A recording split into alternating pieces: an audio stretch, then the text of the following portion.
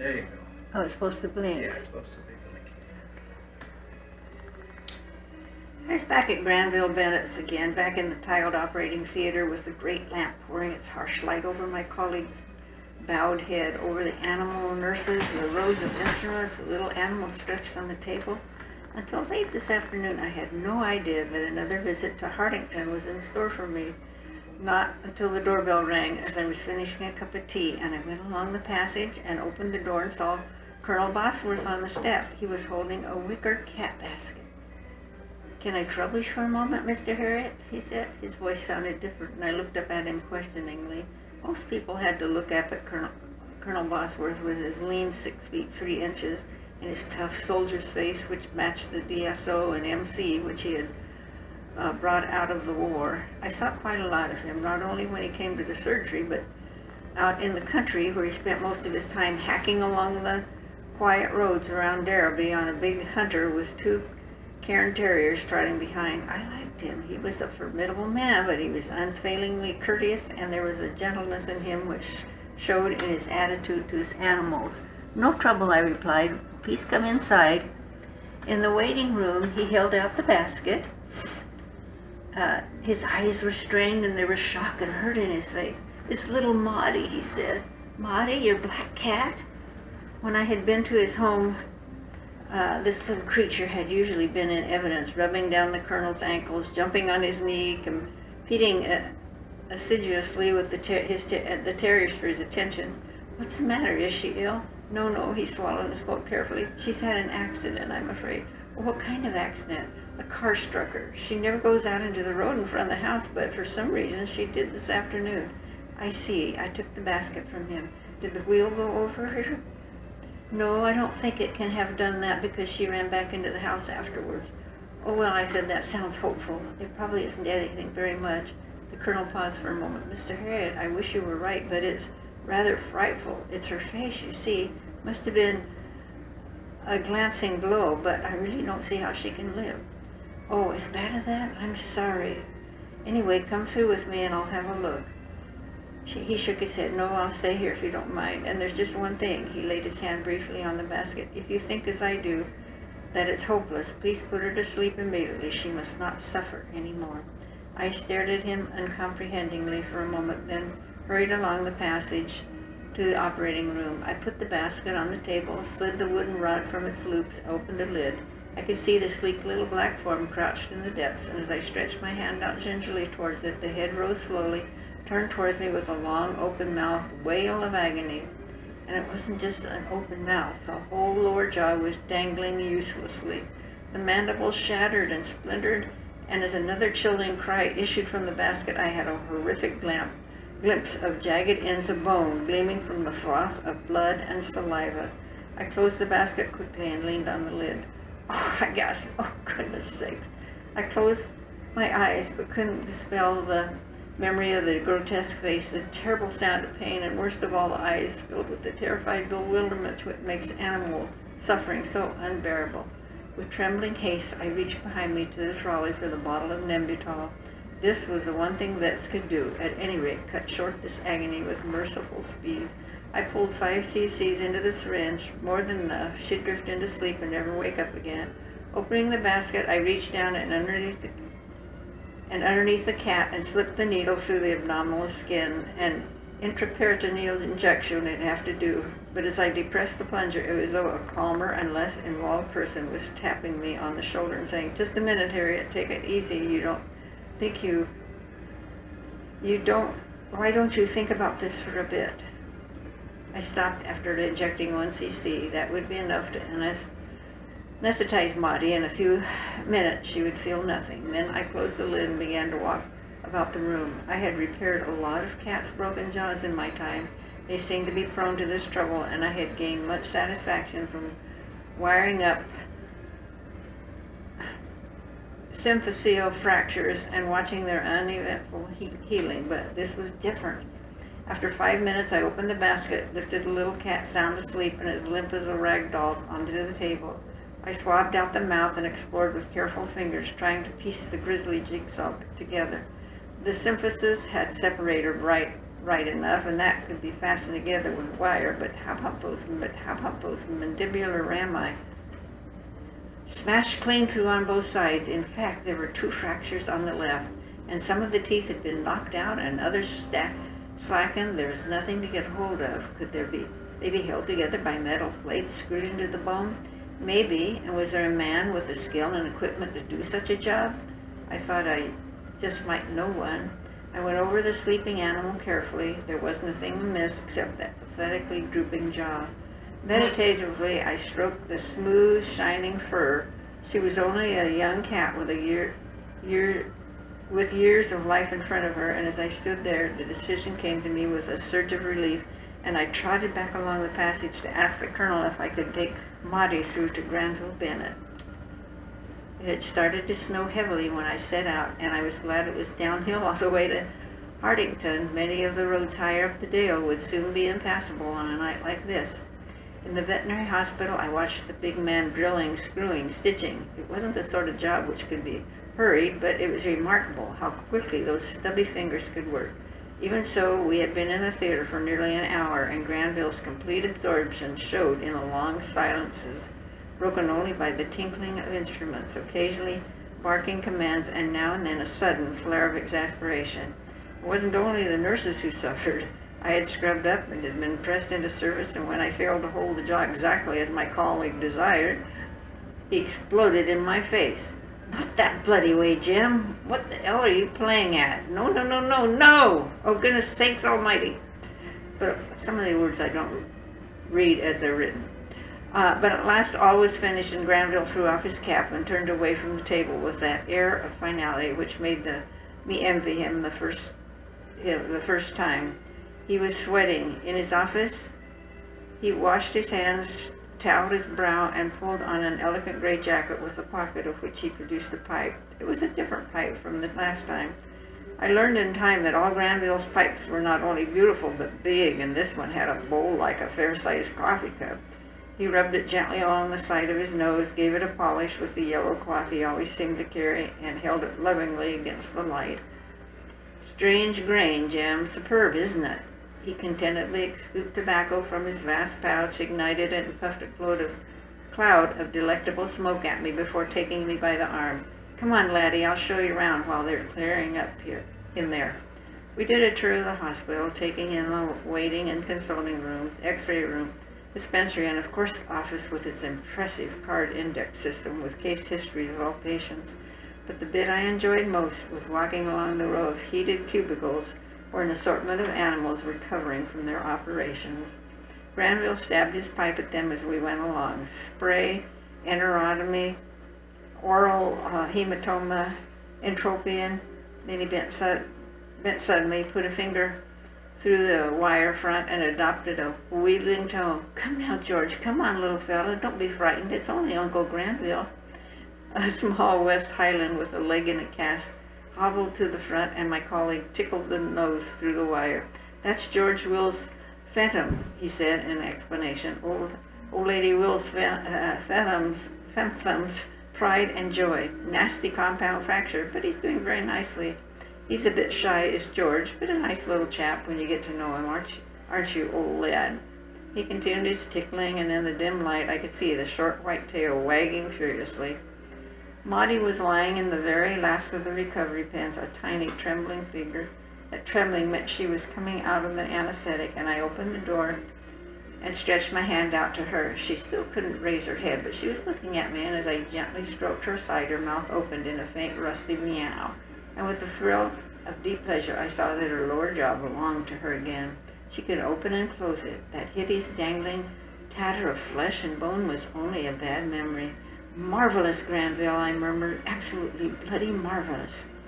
Smoke plumed in quiet triumph from the noble pipe. Yes, it's not bad, is it, laddie? A week or two on fluids and she'll be as good as new. No problems there.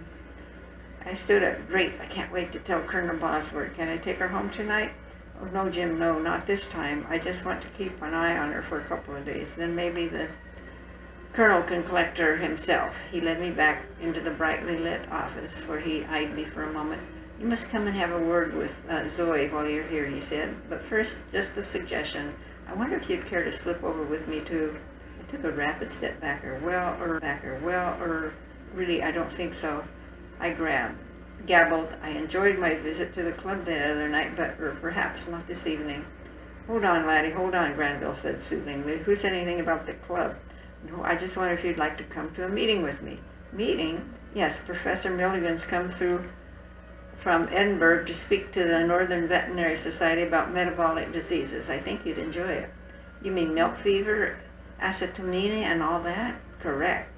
Come up your street, old son. Oh, right up your street, old son. What's wrong with my wife? Well, it is, isn't it? I wonder. I stood for a few moments deep in thought, and one of the thoughts was why an exclusively small animal man like Granville wanted to hear about cow complaints. But I was maybe doing him an injustice. He probably wanted to maintain a broad, liberal view of veterinary knowledge. It must have been obvious that I was dithering because he prodded me a little further. I'd like to have your company, Jim, and anyway, I see you're all dressed and ready for anything. Matter of fact, when you walked in tonight, I couldn't help thinking what a smart lad you looked. He was right there. I hadn't dashed through in my farm clothes this time. With the memory of my last visit still painfully fresh in my mind, I was determined that I was going to meet the charming Zoe again. I was going to be A, properly dressed, B, sober, C, in a normal state of health and not bloated and belching like an impacted bullock. Helen, agreeing that my image needed refurbishing, had rigged me out in my best suit. Granville ran his hand along my lapel. Fine piece of serge, if I may say so. I made up my mind. Right, I'd like to come with you. Just let me ring Helen to say I won't be straight back, and then I'm your man. Outside it was still snowing, city snow drifting down in a wet curtain, which soon lost itself in the city, turned up slush in the street.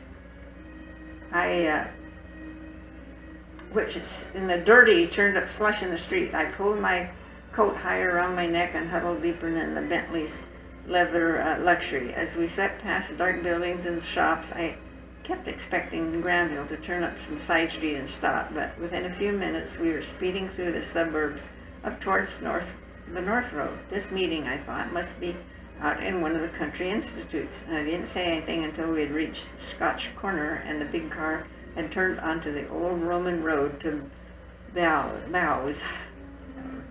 I stretched out and yawned. By the way, Granville, where are they holding this meeting? Appleby, my colleague replied calmly. I came bolt upright in my seat when I began to laugh. What's a joke, old son? Granville inquired. Well, Appleby. Come on, where are we really heading? I've told you, laddie, the Pemberton Arms. Appleby, to be exact. Do you mean it? Of course. But, Granville, that's on the other side of the Pennines. Quite right. Always has been, laddie. I ran a hand through my hair. Wait a minute. Surely it isn't worth going about 40 miles. In weather like this, we'll never get over Bowes Moor, you know. In fact, I heard yesterday it was blocked. Anyway, it's nearly 8 o'clock. We'd be too late.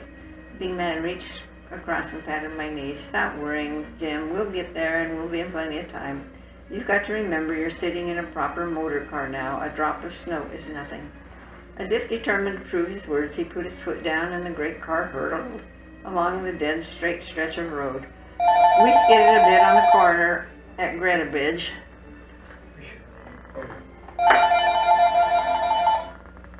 Where? Call from toll free. Oh. Hello?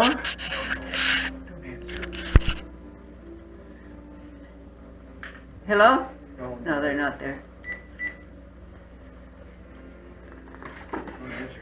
Sorry about that, Veronica. I didn't. As if determined to prove his words, he put his foot down and the great car hurtled along the dead straight stretch of road. We skidded a bit on the corner at Greta Bridge, then roared through Bowie up to the highest country. I couldn't see much. In fact, on the moor top, I couldn't see anything because up there it was the real country snow. Big, dry flakes driving straight into the headlights and settling comfortably with millions of their neighbors on the already deep white carpet on the road. I just didn't know how Granville was able to see. Never mind drive fast, and I had no idea how we were going to get back over here in a few hours' time when the wind had drifted the snow across the road, but I kept my mouth shut. It was becoming increasingly obvious that I emerged as a sort of maiden aunt in Granville's company, so I held my peace and prayed. I followed this policy through Brow and along the lower road where the going was easier until I climbed out with a feeling of disbelief in the yard of the Pemberton Arms. It was 9 o'clock. We slipped into the back of the room, and I settled in my chair, prepared to improve my mind a little. There was a man on the platform holding forth, and at first I had difficulty in picking up the substance of his words. He wasn't mentioning anything about animal diseases, but suddenly everything clicked into place.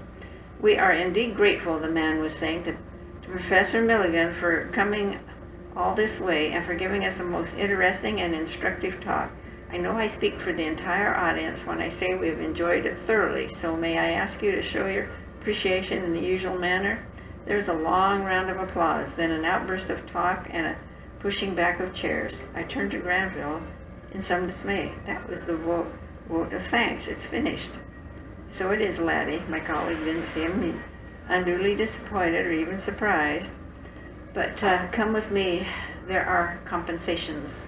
We joined the throng of vets and moved across the richly carpeted hall to another room where bright lights shone down on a row of tables laden with food. Then I recognized Bill Warrington and Burroughs' welcome representative, and all became clear. This was a commercially sponsored evening, and the real action, in Granville's estimation, began right here. I remembered then that Siegfried had once told me that Granville hated to miss any of these occasions.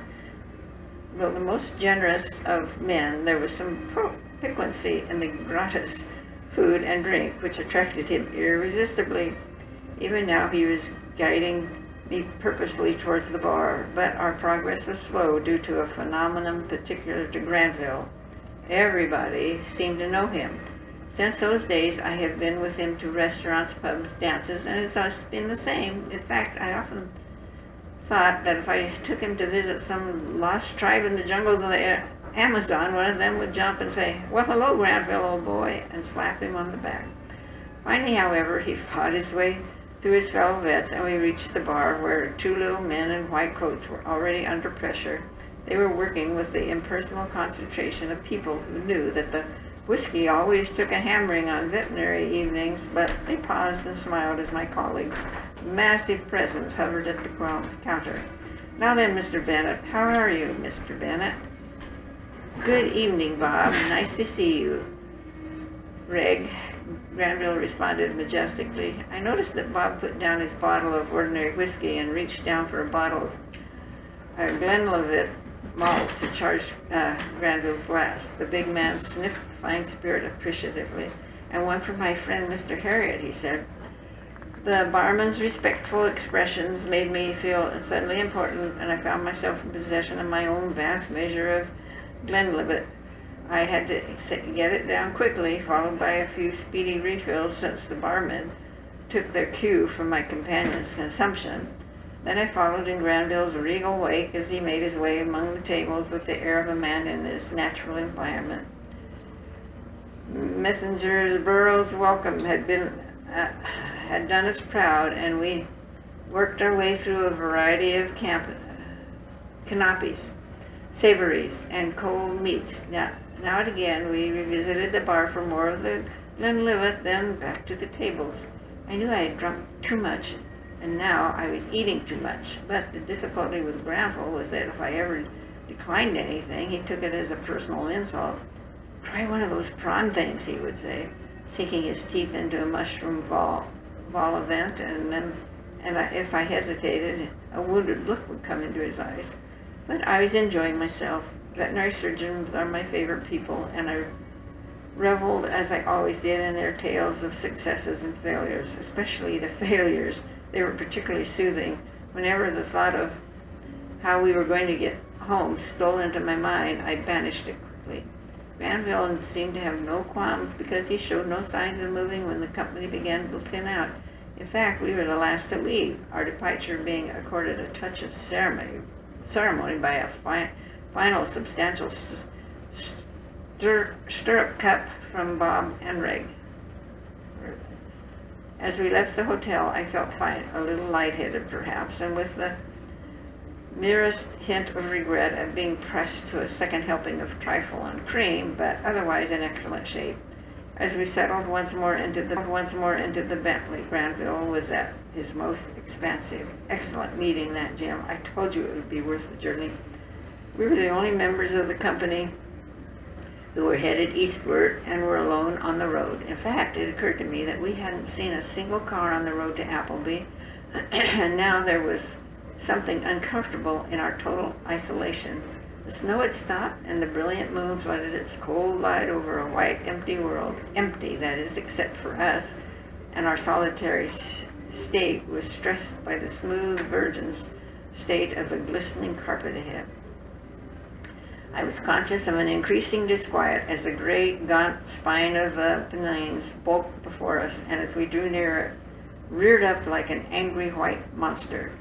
Past the snow-burdened roofs of Brow, then the long climb with the big car slipping from side to side as it fought its way up the bending, twisting hill, engine bellowing.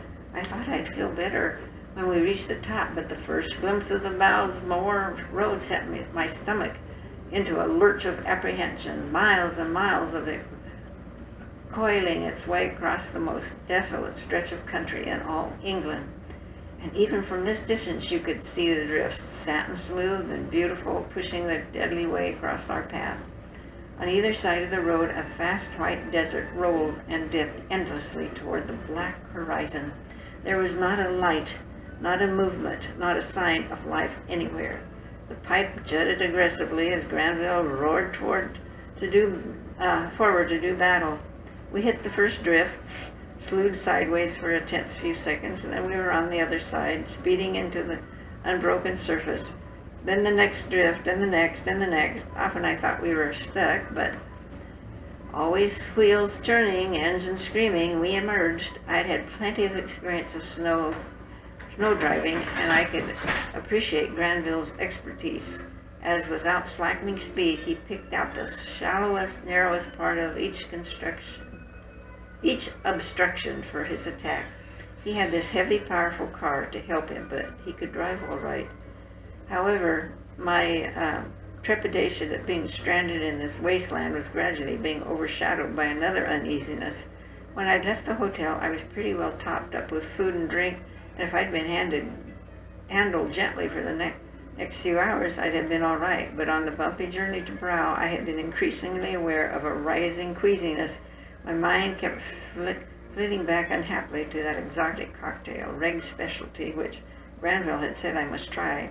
He had prevailed on me, too, to wash down the whiskeys with occasional beers, which, he said, were essential to maintain a balanced intake of fluids and solids. And that final trifle, it had been a mistake. And now I wasn't just being bumped, I was being thrown around like a pea in a drum as the Bentley lurched and skidded and occasionally took off altogether. Soon I began to feel very ill indeed, and like a seasick man who didn't care if the ship foundered, I lost all interest in our progress. I closed my eyes, braced my feet on the floor, and shrunk into an inner misery. I hardly noticed, as after an age of violent motion, we finally began to go downhill and thundered through Bowes. After that, there was a little danger of having to spend the night in the car, but Granville kept his foot down, and we rocked over the frozen ground while I felt steadily worse. I would dearly have loved to ask my colleague to stop and allow me to be quietly sick by the roadside, but how do you say such a thing to a man who never seemed to be the least affected by overindulgence, and who, even at that moment, was chatting gaily as he refilled his pipe with his free hand? The internal pounding seemed to have forced extra alcohol into my bloodstream, because on top of my other discomforts, my vision was blurred. I was dizzy and had the strong conviction that if I tried to stand up, I would fall flat on my face. I was busy with these preoccupations when the car stopped. "We'll just pop in and say hello to Zoe," Granville said. "Who's that?" I slurred. "We'll go inside for a few minutes." I looked around. "Where are we?" Granville laughed. "Home, old son. I can see a light on So Zoe's still up. You must come and have a quick cup of coffee." I crawled laboriously from the seat and stood leaning on the car. Laboriously from the seat and stood leaning on the car. My colleague tripped lightly to the door and rang the door and bell. He was fit as a fiddle. I thought bitterly as I reeled after him. I was slumped over the porch, breathing heavily, when the door opened, and there was Zoe Bennett, bright-eyed, glowing, beautiful as ever. "Why, Mr. Harriet," she cried, "how nice to see you again." Slack-jawed, green-faced, rumple-suited, I stared into her eyes, gave a gentle hiccup, and staggered past her into the house. Next morning, Granville rang to say all was going to be well because Maudie had been able to lap a little milk. It was kind of him to let me know, and I didn't want to sound churlish by saying that was all I had managed to do, too.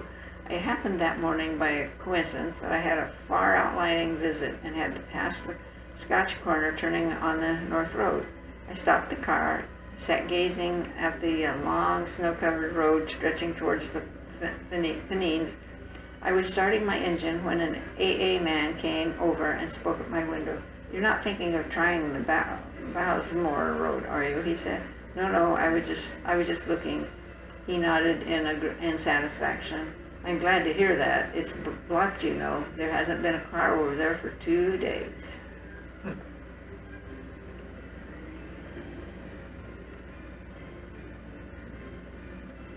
I guess we can do one more chapter.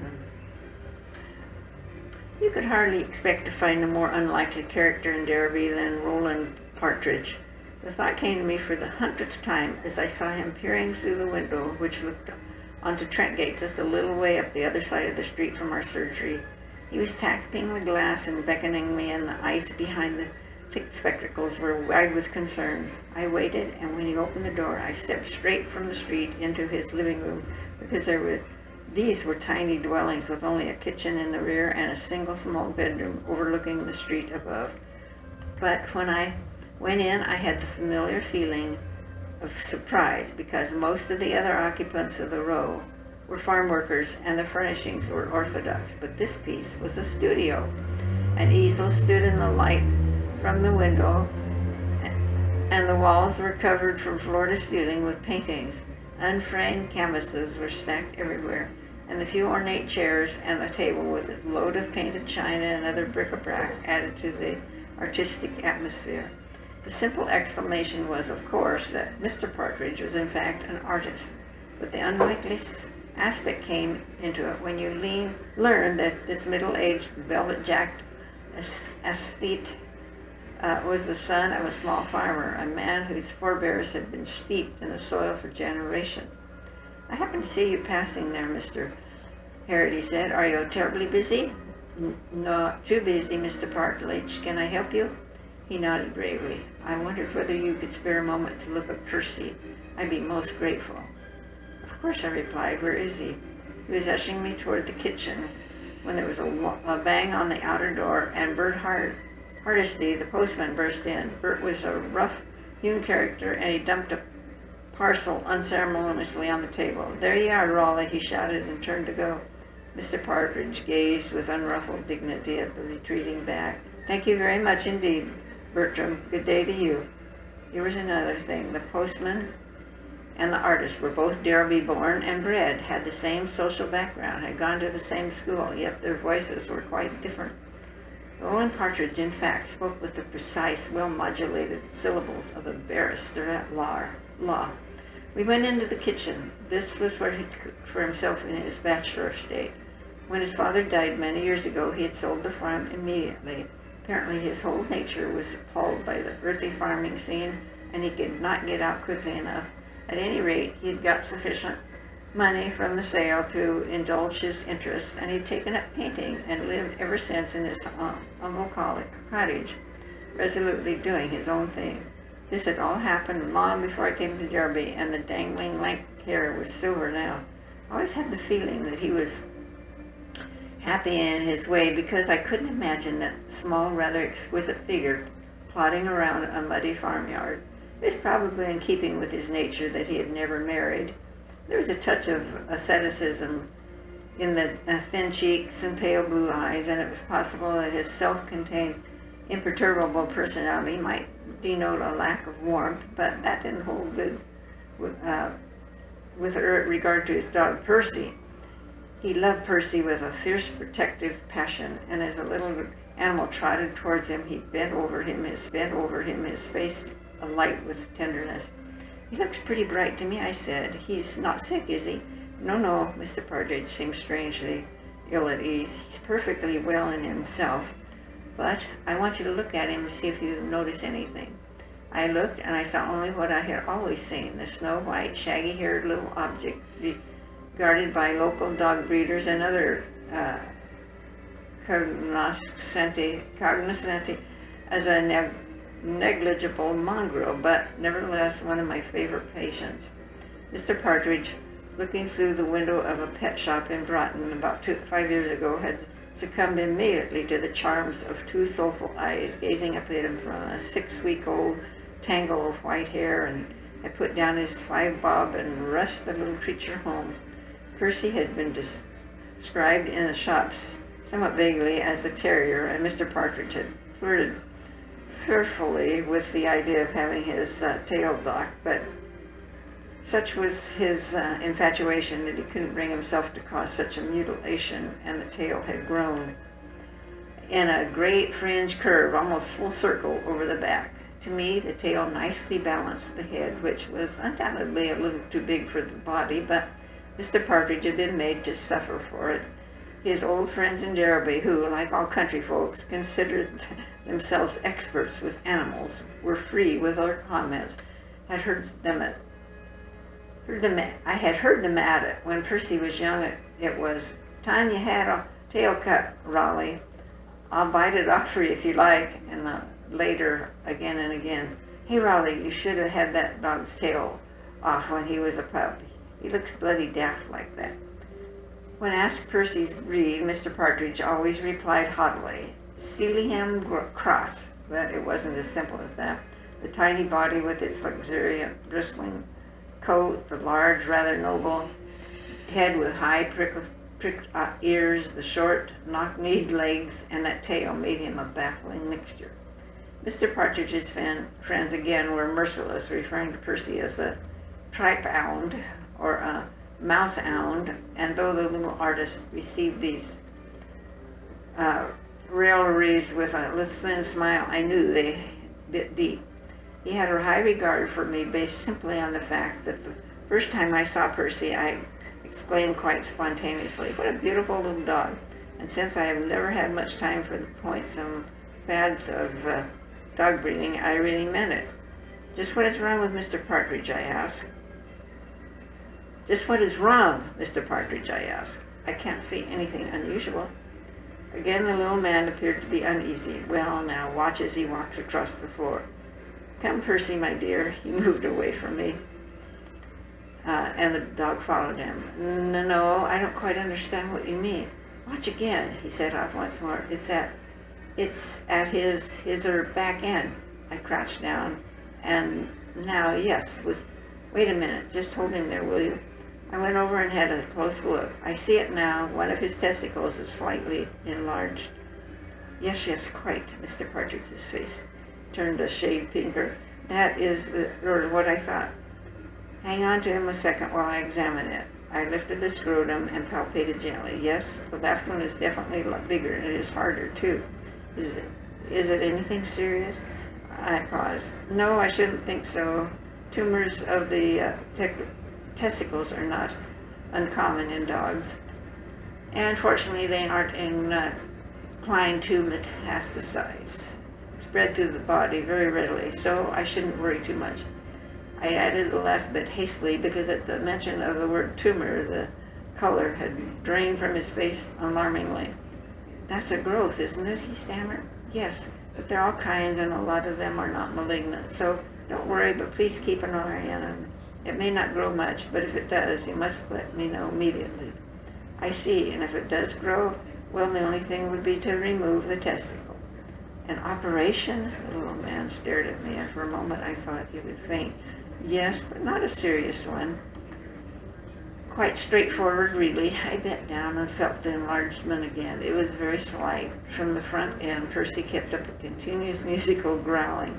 I grinned. He always did that when I took his temperature, cut his nails, anything, a nonstop grumble, and it didn't mean a thing. I knew him well enough to realize there was no viciousness in him. He was merely asserting his virility, reminding me what a tough fellow he was, and it was not idle boasting, because for all his lack of size, he was a proud, meddlesome little dog, absolutely crammed with character. After I'd left the house, I looked back and saw Mr. Partridge standing there watching me. He was clasping and unclasping his hands. And even when I was back in the surgery, half of me was still in that odd little studio. I had to admire Mr. Partridge for doing exactly what he wanted to do, because in Derby he would never get any credit for it. A great horseman or cricketer would be revered in the town, but an artist, never. Not even if he became famous, and Mr. Partridge would never be famous.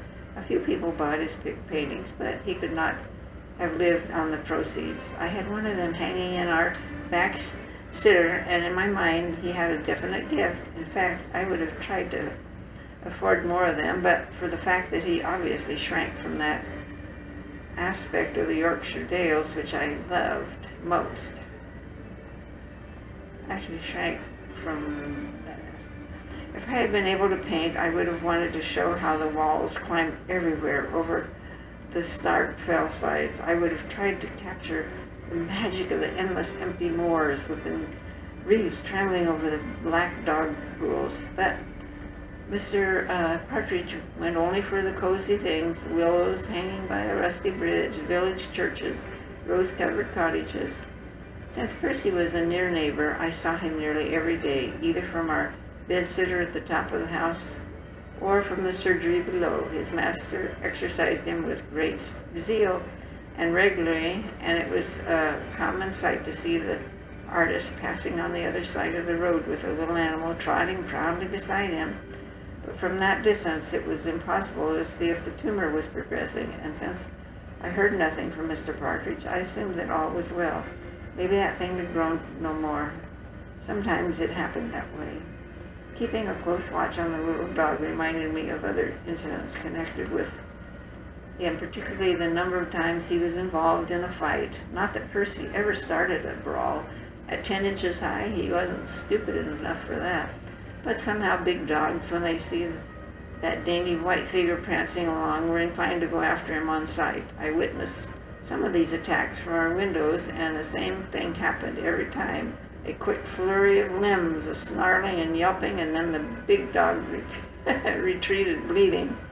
Percy never had a mark on him. That tremendous thick coat gave him complete protection, but he always got a nip in from underneath. I had stitched up several of the local street fighters after Percy had finished with them. It must have been about 6 weeks later when Mr. Partridge came in again. He looked tense. "I'd like you to have a look at Percy again, Mr. Harriet." I lifted the dog onto the surgery table, and I didn't need to examine him very closely. "It's quite a lot bigger, I'm afraid." I looked across the table at the little man. "Yes, I know," he hesitated. "What do you suggest?" "Oh, there's no doubt at all. He'll have to come in for an operation. That thing must come off." Horror and despair flickered behind the thick spectacles. "An operation?" He leaned on the table with both hands. "I hate the idea. I just can't bear the thought of it." I smiled reassuringly. "I know how you feel. But honestly, there's nothing to worry about. As I told you before, it's quite a simple procedure." "Oh, I know," he moaned, "but I don't want him to be cut. You understand, it's just the idea of it." And I couldn't persuade him. He remained adamant and marched resolutely from the surgery with his pet. I watched him crossing the road to his house, and I knew he had let himself in for a load of worry, but I didn't realize just how bad it was going to be. It was to be a kind of martyrdom.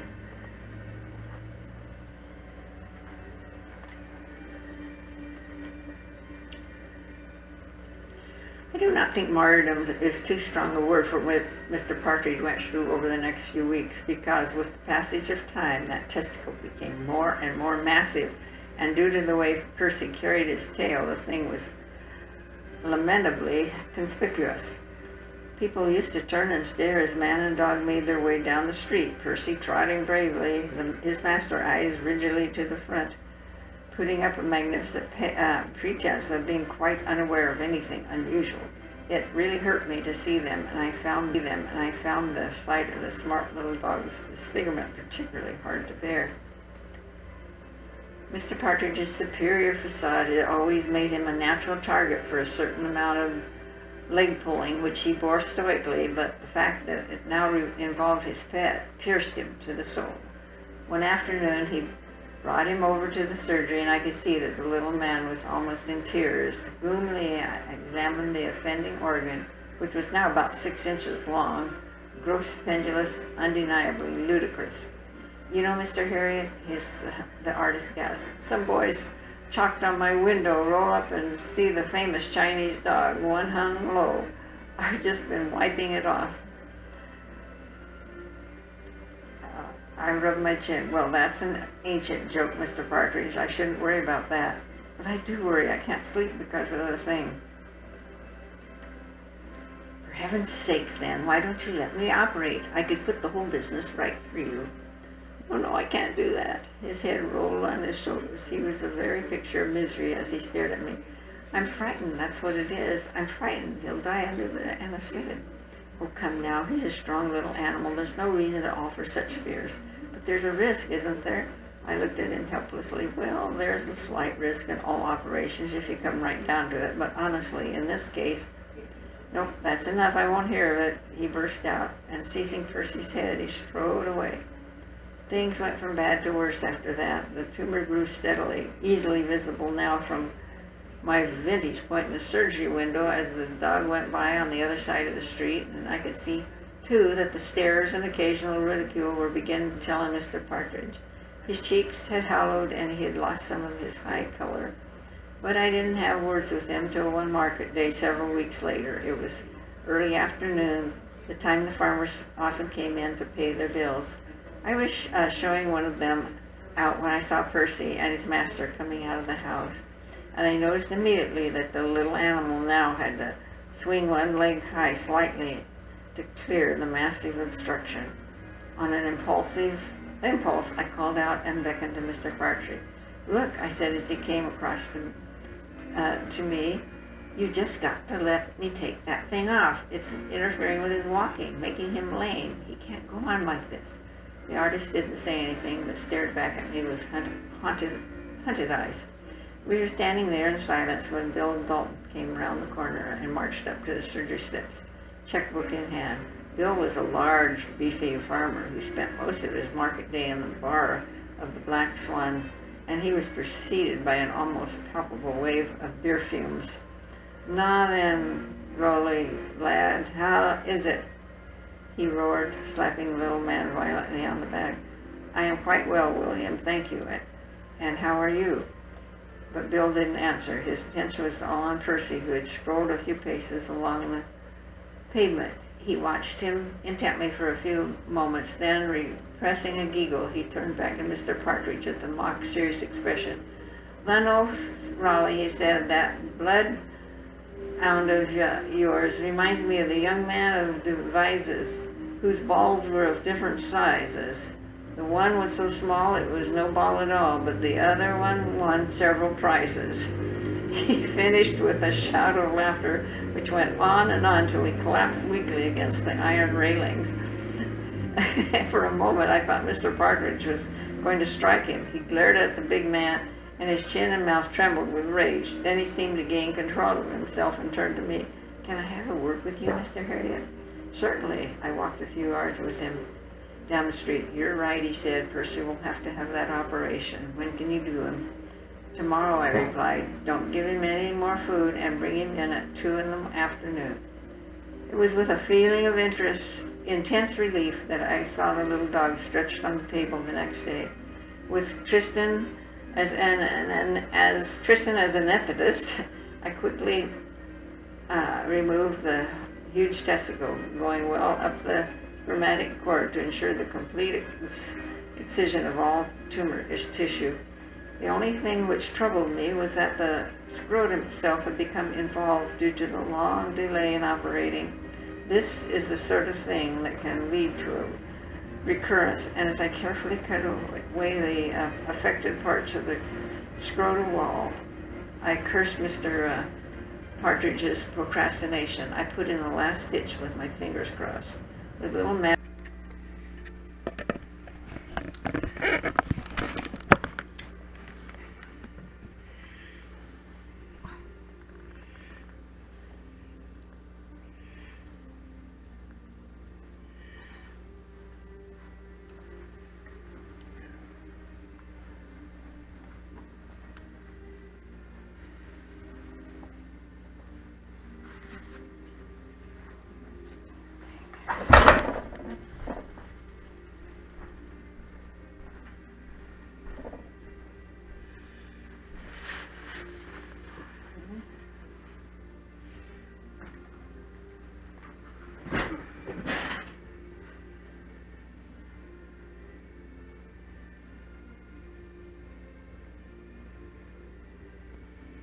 Reading? No, I'm not reading this. I turned the recorder on, so Oh.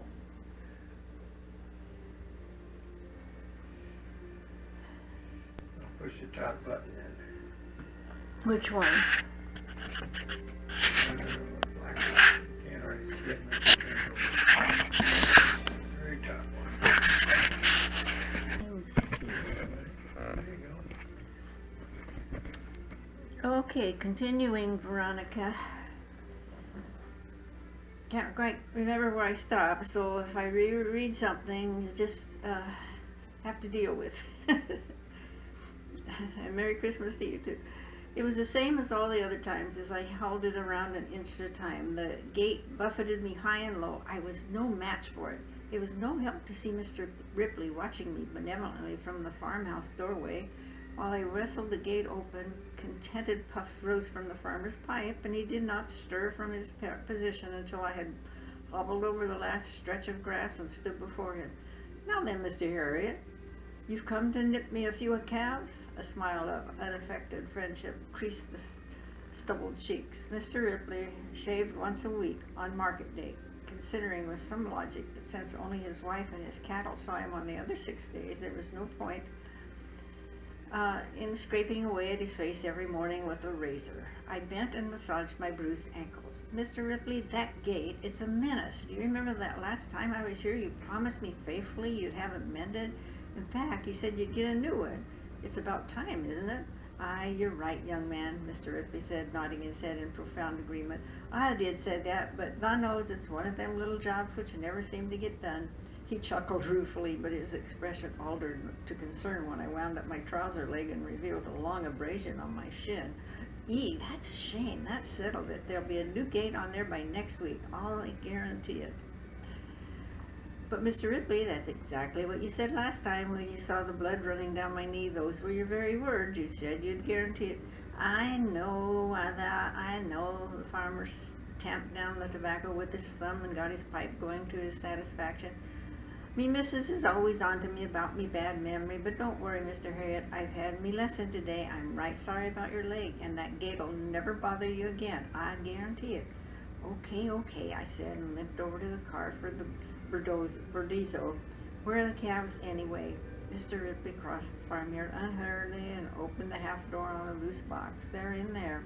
For a moment I stood transfixed as a row of huge, shaggy heads regarded me impassively over the timbers. Then I extended a trembling finger. "Do you mean those?" The farmer nodded happily. "Aye, them's them." I went forward and looked into the box. There were 8 strapping yearlings in there, some of them returning my stare with mild interest, others cavorting, kicking up their heels among the straw. I turned to the farmer. "You've done it again, haven't you?" "Yeah? You asked me to come and knit some calves." "Those aren't calves. They're bulls. And it was the same last time. Remember those monsters you had in the same box?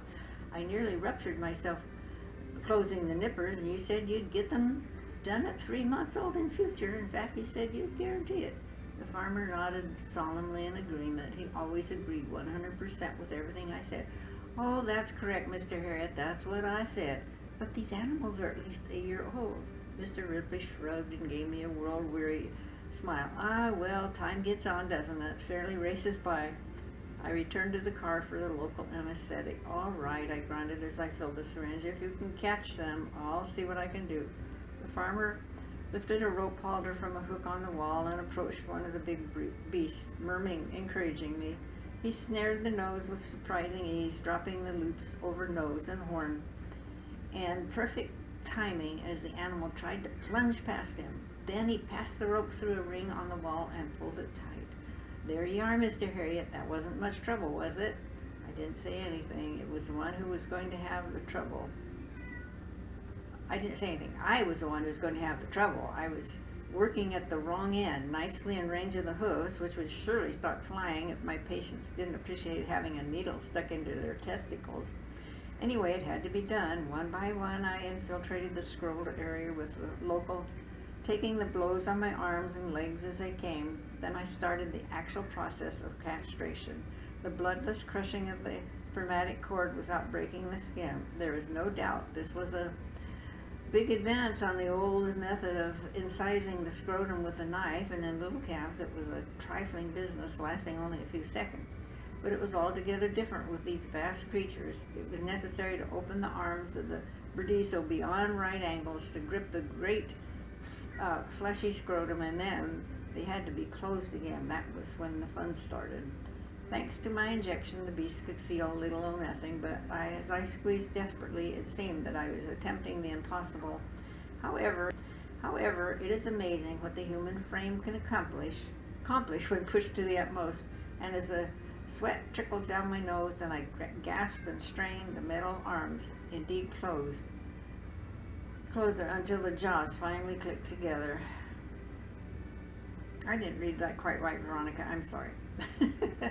And as the sweat trickled down my nose and I gasped and strained, the metal arms inched closer until the jaws finally clicked together. I always nipped each side twice, and I took a rest before repeating the process lower down the cord. When I had done the same with the other testicle, I flopped back against the wall, panting and trying not to think of the other 7 beasts still to do. It was a long, long time before I got to the last one, and I was wrestling away my pop-eyed and open mouth when the idea came to me. I straightened up and came along the side of the animal. Mr. Ripley, I said breathlessly, why don't you have a go? Yeah? The farmer had been watching me with equanimity, blowing out slow clouds of blue smoke, but it was plain that I had jolted him out of his composure. What do you mean? Well, this is the last one. I want you to understand what I've been talking about. I'd like to see you close these nippers. He thought the matter over for a moment. Aye, but who's going to hold the beast? That's all right, I said. We'll tie him up short to the ring and I'll set everything up for you. Then we'll see how you get on. He looked a little doubtful, but I was determined to make my point and ushered him gently to the rear end of the animal. I enclosed the scrotum in the Burdisso and placed Mr. Ripley's fingers around the handles. Right, I said, off you go. The farmer took a long breath, braced himself, and began to exert pressure on the metal arms. Nothing happened. I stood there for several minutes as his face turned red, then purple. His eyes protruded even further than mine, and the veins on his forehead stood out in livid ridges. Finally, he gave a groan and dropped to his knees. Nay, lad, nay, it's no good. I can't do it. He got to his feet slowly and mopped his brow. But Mr. Ripley, I put a hand on his shoulder and smiled kindly at him. You expect me to do it? He nodded dumbly. Oh, well, never mind, I said. You understand now what I've been talking about. This is an easy little job made difficult by leaving it until the beasts are as big as this. If you'd called me out when they were calves of 3 months, I'd have been on and off your place in a few minutes, wouldn't I? Aye, you would, Mr. Harriet. You're right. I've been daft, and I'll see it doesn't happen again. I felt really clever. I don't often have moments of inspiration, but the conviction swelled in me that one of them had come to me today. I had finally got through to Mr. Ripley. The feeling of exhilaration gave me added strength, and I finished the job effortlessly. As I walked to the car, I positively glowed, and my self-satisfaction deepened when the farmer bent to the window as I started the engine. "Well, thank you, Mr. Harriet," I said. "You've taught me something this moment. Next time you come, I'll have a nice new gate for you, and I'll never ask you to nip big beasts like that again, I guarantee it." All that had happened a long time ago before the RAF, and I was now in the process of reinserting myself into civilian life, tasting the old things I had almost forgotten. But the moment when the phone rang, I was tasting something very near to my heart, Helen's cooking. Too late. It was Sunday lunchtime when the traditional roast beef and Yorkshire pudding were served. My wife had just dropped a slab of the pudding on my plate and was pouring gravy over it, a rich brown flood with the soul of the meat in it and an aroma to dream of. I was starving after a typical country vet Sunday morning of rushing around the farms, and I was thinking, as I often did, that if I had some foreign gourmet to impress with the choicest sample of our British food, then this is what I would give him. A great chunk of Yorkshire pudding and gravy was the expedient of the thrifty farmers to fill their family stomachs before the real meal started. Then, as eats most pudding gets most meat, was the only way, wily encouragement, but it was heaven. And as I chewed my first forkful, I was happy in the knowledge that when I had cleared my plate, Helen would fill it again with the beef itself and with potatoes, peas, and runner beans gathered from our garden that morning. Honey, you can let Leo out, I think. Thank you. The shrilling phone cut cruelly into my reverie, but I told myself that nothing was going to spoil this meal. The most urgent job in veterinary practice could wait until I had finished. But my hand shook as I lifted the receiver, and a mixture of anxiety and disbelief flowed through me as I heard the same voice at the other end. It was Mr. Ripley. "Oh, please, no, not that long trek to Anson Hall on a Sunday." The farmer's voice thundered in my ear. He was one of the many who still thought you had to bawl lustily to cover the miles between. "Is that veterinary? Yes, Harriet speaking. Oh, you're back from de war then?" "Yes, that's right." "Well, I want you out here right away. One of me cows is right bad." "What's the trouble? Is it urgent?" "Aye, it is. I think she's maybe broke her leg." I held the earpiece away from me. Mr. Ripley had increased his volume, and my head was beginning to ring. "What makes you think that?" I asked, suddenly dry mouth. "Well, she's on 3 legs, the farmer blasted back me, and the others started hanging like." Oh my goodness, that sounded horribly significant. I looked sadly across the room at my loaded plate. "All right, Mr. Ripley, I'll be along." "You'll come straight away, won't you? Right now?" The voice was an importunate roar. "Yes, I'll come straight away." I put down the receiver, rubbed my ear, and turned to my wife. Helen looked up from the table with the stricken face of a woman who can visualize her Yorkshire pudding nagging into lifeless ruin. "Oh, surely you don't have to go this minute." "I'm sorry, Helen. This is one of those things I can't leave." I could picture only too easily the injured animal plunging around in her agony, perhaps compounding the fracture, and the man sounds desperate. "I've just got to go." My wife's lips trembled. "All right, I'll put it in the oven till you get home and come back." As I left, I saw her carrying the plate away. We both knew it was the end. No Yorkshire pudding could survive a visit to Anson Hall.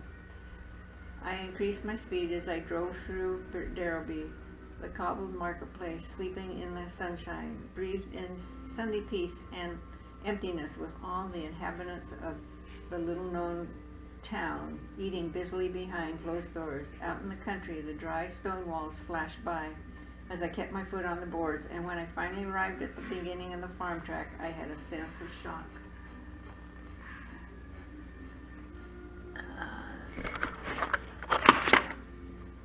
Just one moment, please. Let's see.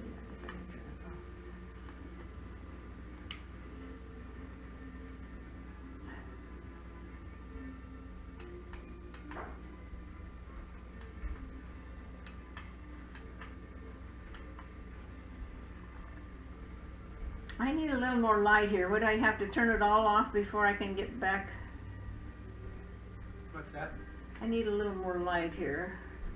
So I just do it by the... Yeah, twist the switch. Okay.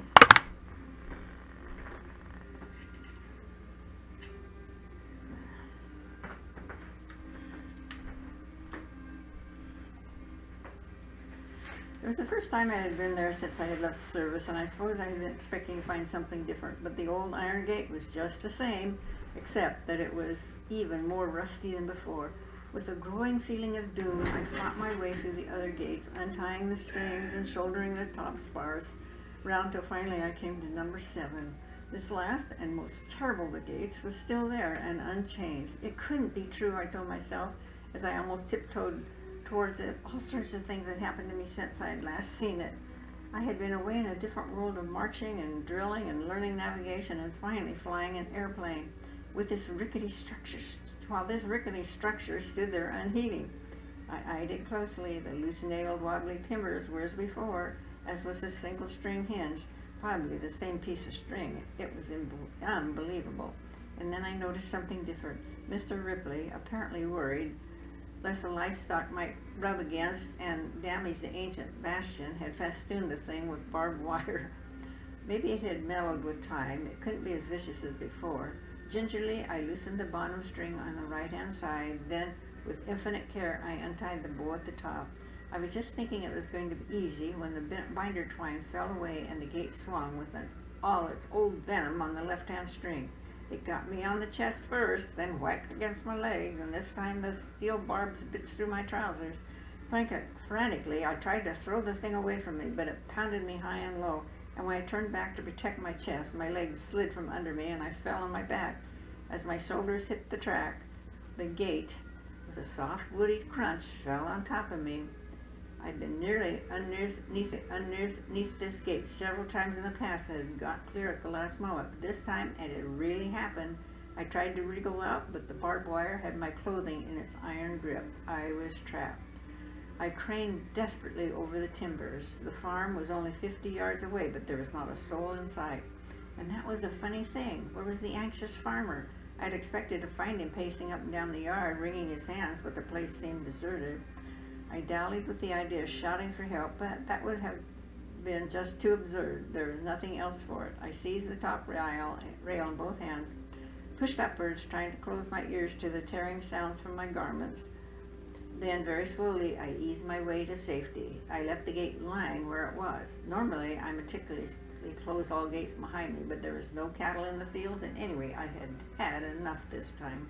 I rapped sharply at the farmhouse door, and Mrs. Ripley answered. "Now then, Mr. Harriet, it's good weather," she said. Her carefree smile reminded me of her husband's as she wiped at a dinner plate and adjusted the apron around her ample midriff. Yes, it is. I've called to see your cow. Is your husband in?" She shook her head. "Nay, he hasn't got back from Defox at Houndshed." "What?" I stared at her. "That's a pub at Diverton, isn't it? I thought he had an urgent case for me to see." "Ah, well, he had to go across there to ring you up. We haven't no telephone here, you know." Her smile widened. "But that was nearly an hour since. He should have been back here long ago." "Oh, that's right," she said, nodding with perfect understanding. "But he'll have met some of his pals up there. They all get into Fox and Hounds on a Sunday morning." I turned my head around. "Mrs. Ripley, I've left my meal lying on the table so that I could get here immediately." "Oh, we've had ours," she replied, as though the words would be a comfort to me. And she didn't have to tell me. The rich scent drifting from the kitchen was unmistakably roast beef, and there was no doubt at all it would have been preceded by Yorkshire pudding. I didn't say anything for a few moments. Then I took a deep breath. "Well, maybe I can see the cow. Where is she, please?" Mrs. Ripley pointed to a box at the far end of the yard. "She's in there." As I set off across the cobble, she called after me. "You can be looking at her till he gets back. He won't be many minutes." I flinched as though a lash had fallen across my shoulders. Those were dreadful words. "Not many minutes" was a common phrase in Yorkshire and could mean anything up to 2 hours. I opened the half door and looked into the box at the cow. She was very lame, but when I approached her, she hopped around in the straw, dotting the injured limb on the ground. Well, she hadn't a broken leg. She couldn't take her weight on it, but there was none of the typical dangling of the limb. I felt a surge of relief. In a big animal, a fracture usually meant the humane killer because no number of plaster bandages could take the strain. The trouble seemed to be in her foot, but I couldn't catch her to find out. I'd have to wait for Mr. Ripley. I went out into the afternoon sunshine and gazed over the gently rising fields to the church tower of Diverton pushing from the trees. There was no sign of the farmer, and I walked wearily beyond the buildings onto the grass to await his coming. I looked back at the house, and even through my exasperation I felt a sense of peace. Like many of the older farms, Anson Hall had once been a noble manor, hundreds of years ago, when some person of title had built a dwelling in a beautiful place. The roof looked ready to fall in, and one of the tall chimney stacks leaned drunkenly to one side, but the mullioned windows, the graceful arched doorway, and the stately proportions of the building were a delight, with the pastures beyond stretching towards the green fells. And that garden wall, in its former glory, the sun-warmed stones would have enclosed a cropped lawn with bright flowers, but now there were only nettles. Those nettles fascinated me, a waist-high jungle filling every inch of space between wall and house. Farmers are notoriously bad gardeners, but Mr. Ripley was in a class by himself. My reverie was interrupted by a cry from the lady of the house. "He's coming, Mr. Harriet. I've just spotted him through the window." She came round to the front and pointed towards Diverton. Her husband was indeed on his way, a black dot moving unhurriedly down through the fields, and we watched him together for about 15 minutes, till at last he squeezed himself through a gap in a wall and came up to us, the smoke from his pipe rising around his ears. I went straight into the attack. "Mr. Ripley, I've been waiting a long time. You asked me to come straight away." I know, but I couldn't very well ask to use the phone without having a pint, could I? He put his hand on one side and beamed at me, secure in his unanswerable logic. I was about to speak when he went on. "And then Dick Henderson bought me one, so I had to buy him one back, and then I was just leaving when Bobby Talbot started on about them pigs he got from me last week." His wife chipped in with bright curiosity. "That Bobby Talbot, was he there this morning too? He's never away from the pub, that feller. I don't know how his missus puts up with it." "Aye, Bobby was there all right. He always is." Mr. Ripley smiled gently, knocked his pipe out against his heel, and began to refill it. "And I'll tell you who else I saw, Dan Thompson. Haven't seen him since his operation, and it has fleeced him. He's lost a bit of ground. Looks as though a few pints would do him good." "Damn, yeah," Mrs. Ripley said eagerly. "That's good news." And he wrote, "From what I heard, they thought he had never come out of the hospital." "Excuse me," I broke in. Nay, that was just talk," Mr. Ripley continued. "It was no but a stone in the kidney. Dan'll be all right, he was telling me." I held up a hand. "Mr. Ripley, can I please see the cow?" "I haven't had my lunch yet. My wife put it back in the oven when you phoned." "Oh, I had mine before I went up there." He gave me a reassuring smile, and his wife nodded and laughed to put my mind fully at rest. "Well, that's splendid," I said frigidly. "I'm glad to hear that." But I could see that they took me at my word. The sarcasm was lost on them. In the loose box, Mr. Ripley haltered the cow and lifted the foot. Cradling it on my knee, I scraped away the cake muck with a hook knife, and there, glinting dully as the sunshine slanted in at the door, was the cause of the trouble. I seized the metal stud with my forceps, dragged it from the foot, and held it up. The farmer blinked at it for a few seconds. Then his shoulders began to shake gently. "One of my own hobnails. Well, that's a rum 'un. I must have knocked it out onto cobbles. They're right slippery over there. Once or twice I've nearly gone arse over tip. I was saying to Mrs. just the other day." "I really must get on, Mr. Ripley," I interposed. "Remember, I still haven't had my lunch. I'll just slip out to the car for an anti-tetanus injection for the cow." And I gave her the shot, dropped the syringe into my pocket, and was on my way across the yard when the farmer called after me. "Have you got your nippers with you, Mr. Harriet?" "Nippers?" I halted and looked back at him. I couldn't believe this. "Well, yes, I have, but surely you don't want me to start castrating calves now." "Calves now." The farmer flicked an ancient brass lighter and applied a long sheet of flame to the bowl of his pipe. "There's no but one, Mr. Harriet. Won't take a minute."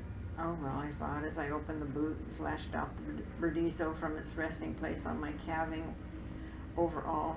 It didn't really matter now. My Yorkshire pudding was a write-off, a dried-up husk of by now, and the beef and those gorgeous fresh vegetables be almost cremated. All was lost, and nipping a calf wasn't going to make any difference.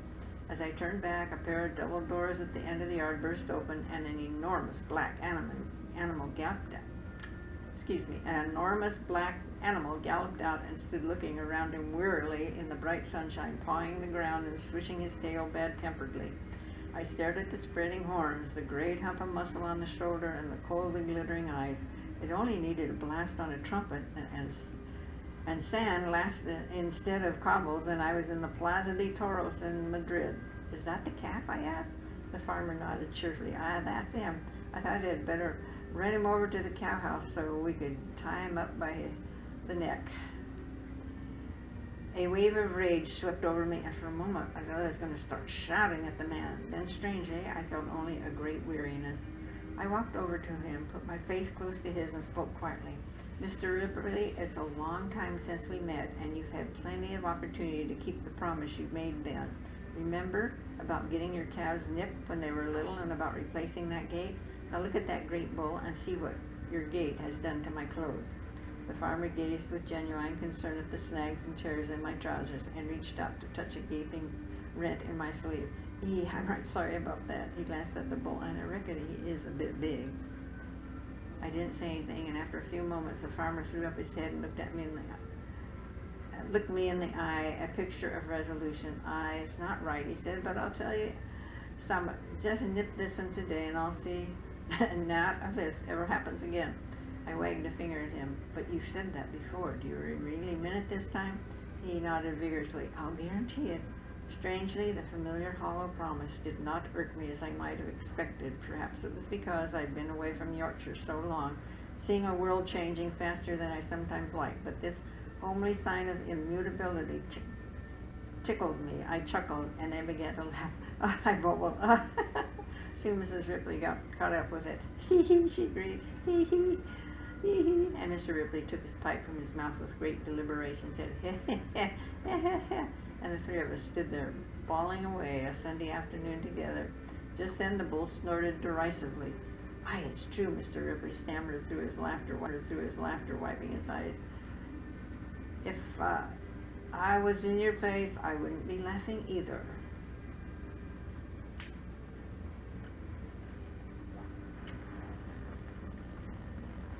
What?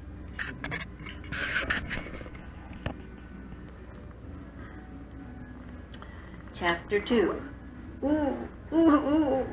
The broken-hearted sobbing jerked me into full wakefulness. It was 1 a.m., and after the familiar jangling of the bedside phone, I expected the gruff voice of a farmer with a calving cow. Instead, there was this terrible sound. Who is this? I asked a little breathlessly. What on earth is the trouble? I heard a gulping at the other end, and then a man's voice pleading between sobs. It's Humphrey Cobb. Come out and see Myrtle. I think she's dying. Myrtle? Me poor little dog. She's in a hell of a state. Ooh. The fever trembled in my grasp. What is she doing? Oh, panting and gasping. I think it's nearly all over with her. Come quick. Where do you live? Oh, Cedar House, end of Hill Street. I know it. I'll be there very soon. Oh, thank you. Myrtle hasn't got long. Hurry.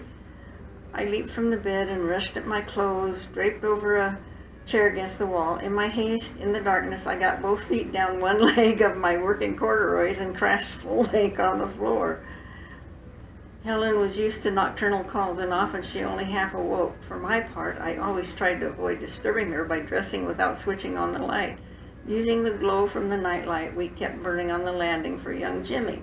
However, the system broke down this time. The thud of my falling body brought her into a sitting position. What is it, Jim? What's happening? I struggled to my feet. It's all right, Helen. I just tripped over. I snatched my shirt from the chair back. But what are you dashing about for? Desperately urgent case. I have to hurry. All right, Jim, but you won't get there any sooner by going on like this. Just calm down. My wife was right, of course. I have always envied those vets who can stay relaxed under pressure, but I wasn't made that way. I galloped down the stairs and through the long back garden to the garage. Cedar House was only a mile away, and I didn't have much time to think about the case. By the time I arrived, I had pretty well decided that acute dyspnea like this would probably be caused by a heart attack or some sudden allergy. In answer to my ring, the porch light flashed on, and Humphrey Cobb stood before me. He was a little round man in his 60s, and his Humpty Dumpty appearance was accentuated by his gleaming bald head. "Oh, Mr. Harriet, come in," he cried brokenly as the tears streamed down his cheeks. "Thank you for getting out of your bed to help me." Poor little Myrtle. As he spoke, the blast of whiskey fumes almost made my head spin, and I noticed as he preceded me across the hall, he staggered slightly. My patient was lying in a basket by the side of an aga cooker in a large, well-appointed kitchen. I felt a warm surge when I saw that she was a beagle like my very own dog Sam. I knelt down and looked at her closely. Her mouth was open and her tongue lolled, but she did not seem to be in acute distress. In fact, as I patted her head, her tail flapped against the blanket. A heart-rending wail sounded in my ear. "What do you make of her, Mr. Harriet? It's her heart, isn't it? Oh, Myrtle, Myrtle." The little man crouched over his pet, and the tears flowed unchecked. "You know, Mr. Cobb," I said, "she doesn't seem at all that bad to me, so don't upset yourself too much. Just give me a chance to examine her." I placed my stethoscope over the ribs and listened to the steady thudding of a superbly strong heart. The temperature was normal, and I was palpating the abdomen when Mr. Cobb broke in again. "The trouble is," he gasped, "I neglect this poor little animal." "Well, what do you mean?" "Well, I've been all day at Cataract at the races, gambling and drinking, with never a thought for me dog." "You left her alone all that time in the house?" Nay, the missus has been with her."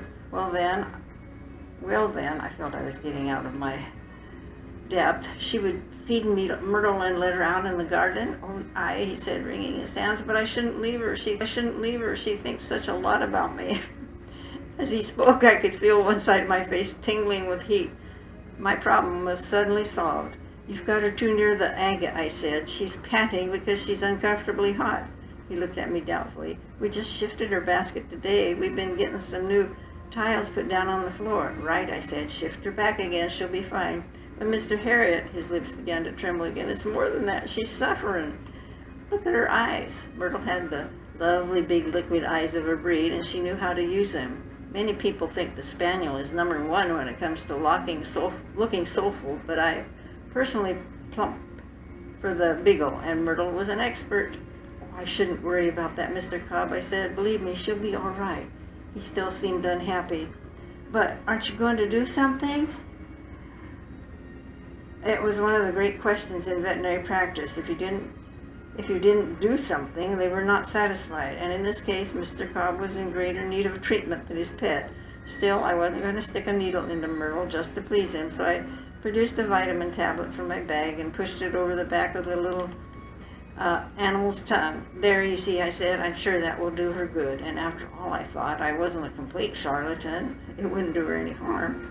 Mr. Cobb relaxed visibly. "That's camping. You set me mind at rest." He led the way into a luxurious drawing room and tacked unsteadily towards a cocktail cabinet. "You'll have a drink before you go?" "No, really, thanks," I said. "I'd rather not, if you don't mind." "Well, I have a job just to steady me nerves." I was that upset. He tipped a lavish measure of whiskey into a glass and waved me to a chair.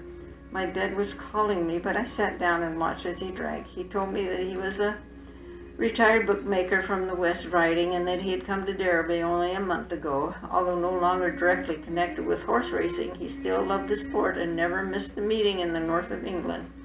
"I always get a taxi to take me, and I have a right good day." His face was radiant as he recalled the happy times.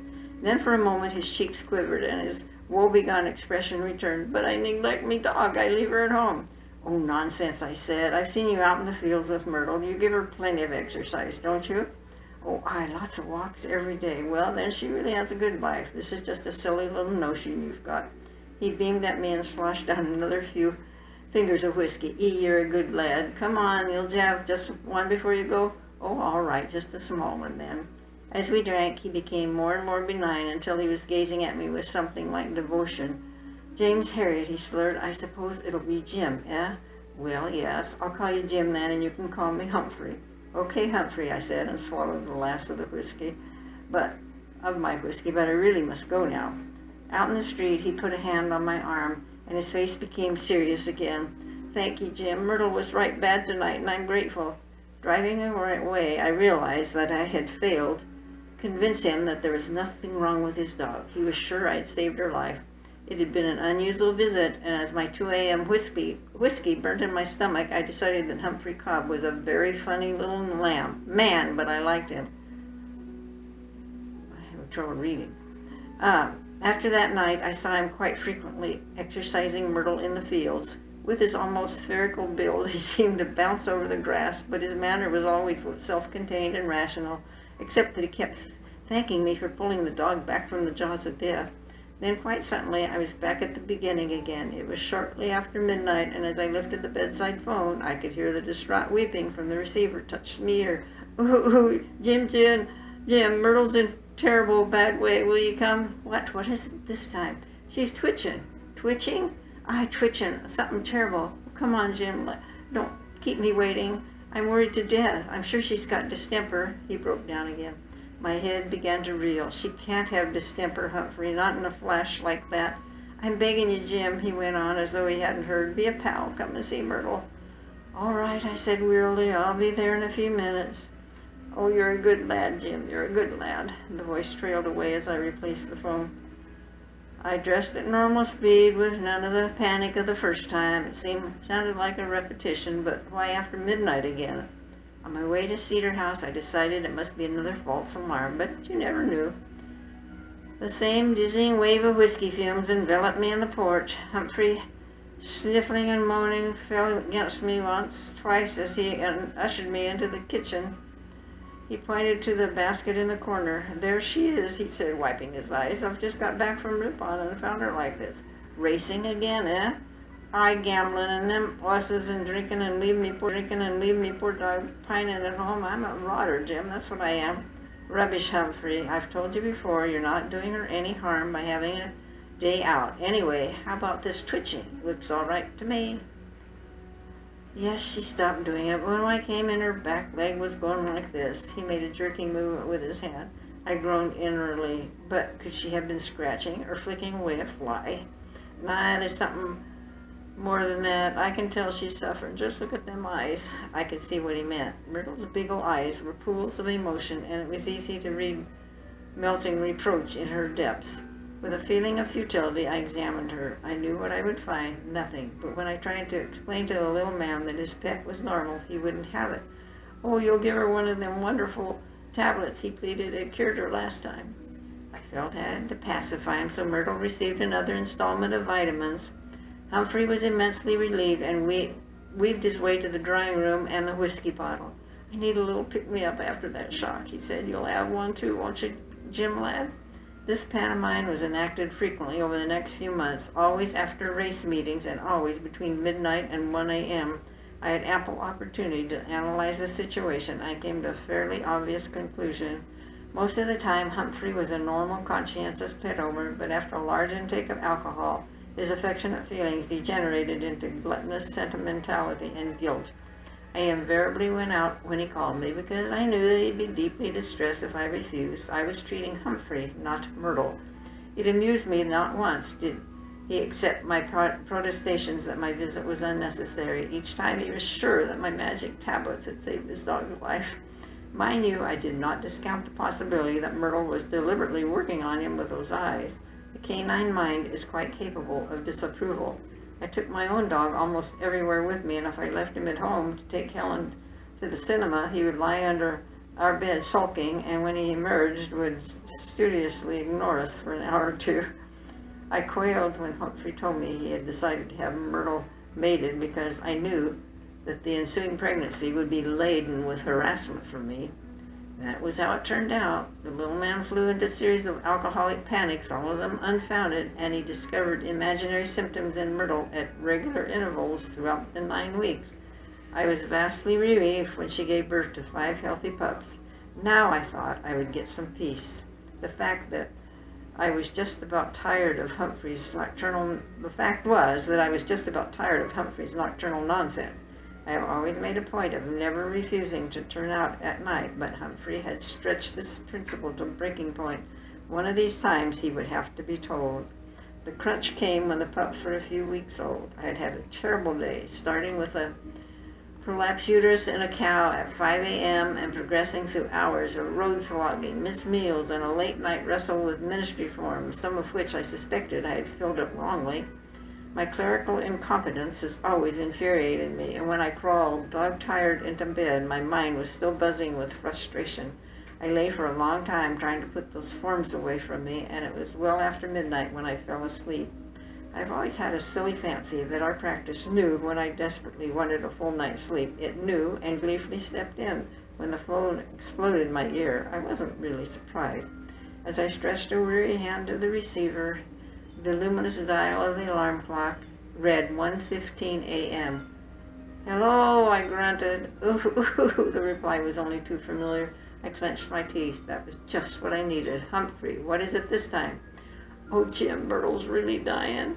I know this she is. Come quick, lad, come quick." "Dying?" I took a couple of rasping breaths. "How do you make that out?" "Well, she's stretched out on her side, trembling." "Anything else?" "Oh, the missus said Myrtle's been looking worried and walked stiff when she let her out in the garden this afternoon. I'm not long back from Redcar, you see." "So you've been to the races, eh?" "That's right, neglecting me dog. I'm a scamp, nothing but a scamp." I closed my eyes in the darkness. There was no end to Humphrey's imaginary symptoms. Trembling this time, looking worried, walking stiff.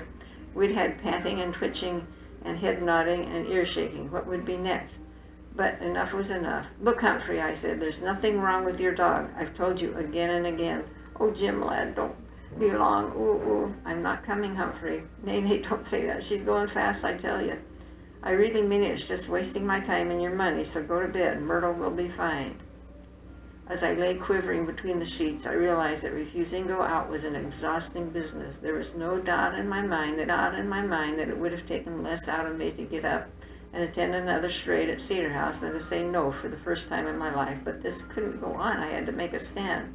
I was still tormented by remorse when I fell into an uneasy slumber, and it's a good thing that the subconscious mind works on during sleep, because with the alarm clock reading 2:30 a.m., I came suddenly wide awake. Oh, I cried, staring at the dark ceiling. Myrtle's not eclampsia. Myrtle's got eclampsia." I scrambled from the bed and began to throw on my clothes. I must have made some commotion because I heard Helen's sleepy voice. "What is it? What's the matter?" "Humphrey Cobb," I gasped, tying a shoelace. "Humphrey, but you said there was never any hurry." "There is this time. His dog's dying." I glared again at the clock. In fact, she could be dead now. I lifted my tie, then hurled it back on the chair. "I don't need that." I fled from the room, down the long garden and into the car, with my brain spelling out the concise case history which Humphrey had given me. Small bitch, nursing 5 puppies, signs of anxiety and stiff gait this afternoon, and now prostrate and trembling. Classic puerperal eclampsia, rapidly fatal without treatment, and it was nearly an hour and a half since he had phoned. I couldn't bear to think about it. Humphrey was still up. He had obviously been consoling himself with the bottle because he could barely stand. "You've come, Jim, lad," he mumbled blankly at me. "Yes, how is she?" "Just the same." Clutching my calcium and my intravenous syringe, I rushed past him into the kitchen. Myrtle's sleek body was extended in a tetanic spasm. She was gasping for breath, quivering violently, and bubbles of saliva dripped from her mouth. Those eyes had lost their softness and were fixed in a frantic stare. She looked terrible, but she was alive. I lifted the squealing pups onto a rug nearby and quickly clipped and swabbed the area over the radial vein. I inserted the needle into the blood vessel and began to depress the plunger with infinite care and very slowly. Calcium was the cure for this condition, but a quick blast would surely kill the patient. I took several minutes to empty the syringe, then sat back on my heels and watched. Some of these cases needed narcotics as well as calcium, and I had Nembutal and morphine ready to hand. But as the time passed, Myrtle's breathing slowed down and the rigid muscles began to relax. When she started to swallow her saliva and look around at me, I knew she would live. I was waiting for the last tremors to disappear from her limbs when I felt a tap on my shoulder. Humphrey was standing there with the whiskey bottle in his hand. "You'll have one, won't you, Jim?" I didn't need much persuading. The knowledge that I had almost been responsible for Myrtle's death had thrown me into a mild degree of shock. My hand was still shaking as I raised the glass, and I'd barely taken the first sip when the little animal got up from the basket and walked over to inspect her pups. With eclampsia, some eclampsias were slow to respond, but others were spectacularly quick, and I was grateful for the sake of my nervous system that this was one of the quick ones. In fact, the recovery was almost uncanny because, after sniffing her family over, Myrtle walked across the table to greet me. Her eyes brimmed with friendliness, and her tail waved high to the in the true Beagle fashion.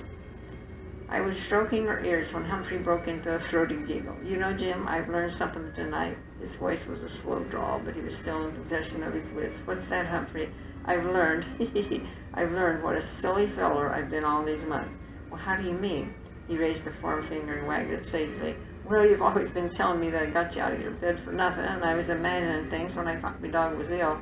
Yes, I said, that's right.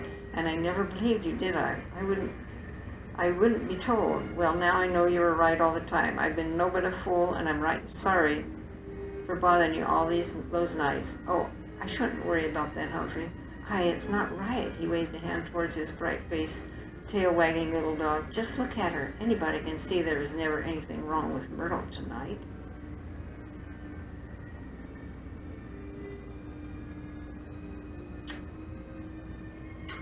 Yeah, it's probably enough. It's nuts.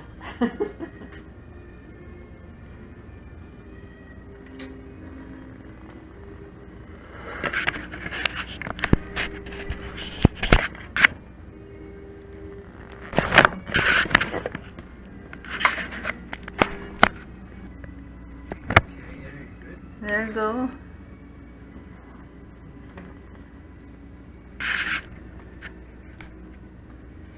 Hello again, Veronica. We're continuing.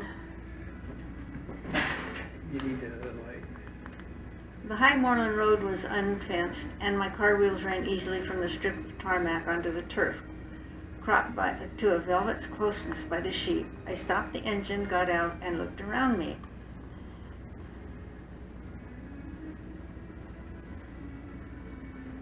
What did I do?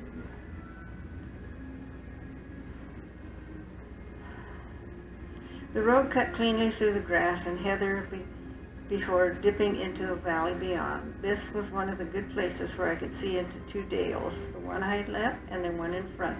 The whole land was spread beneath me, the soft fields and the valley floors, the grazing cattle.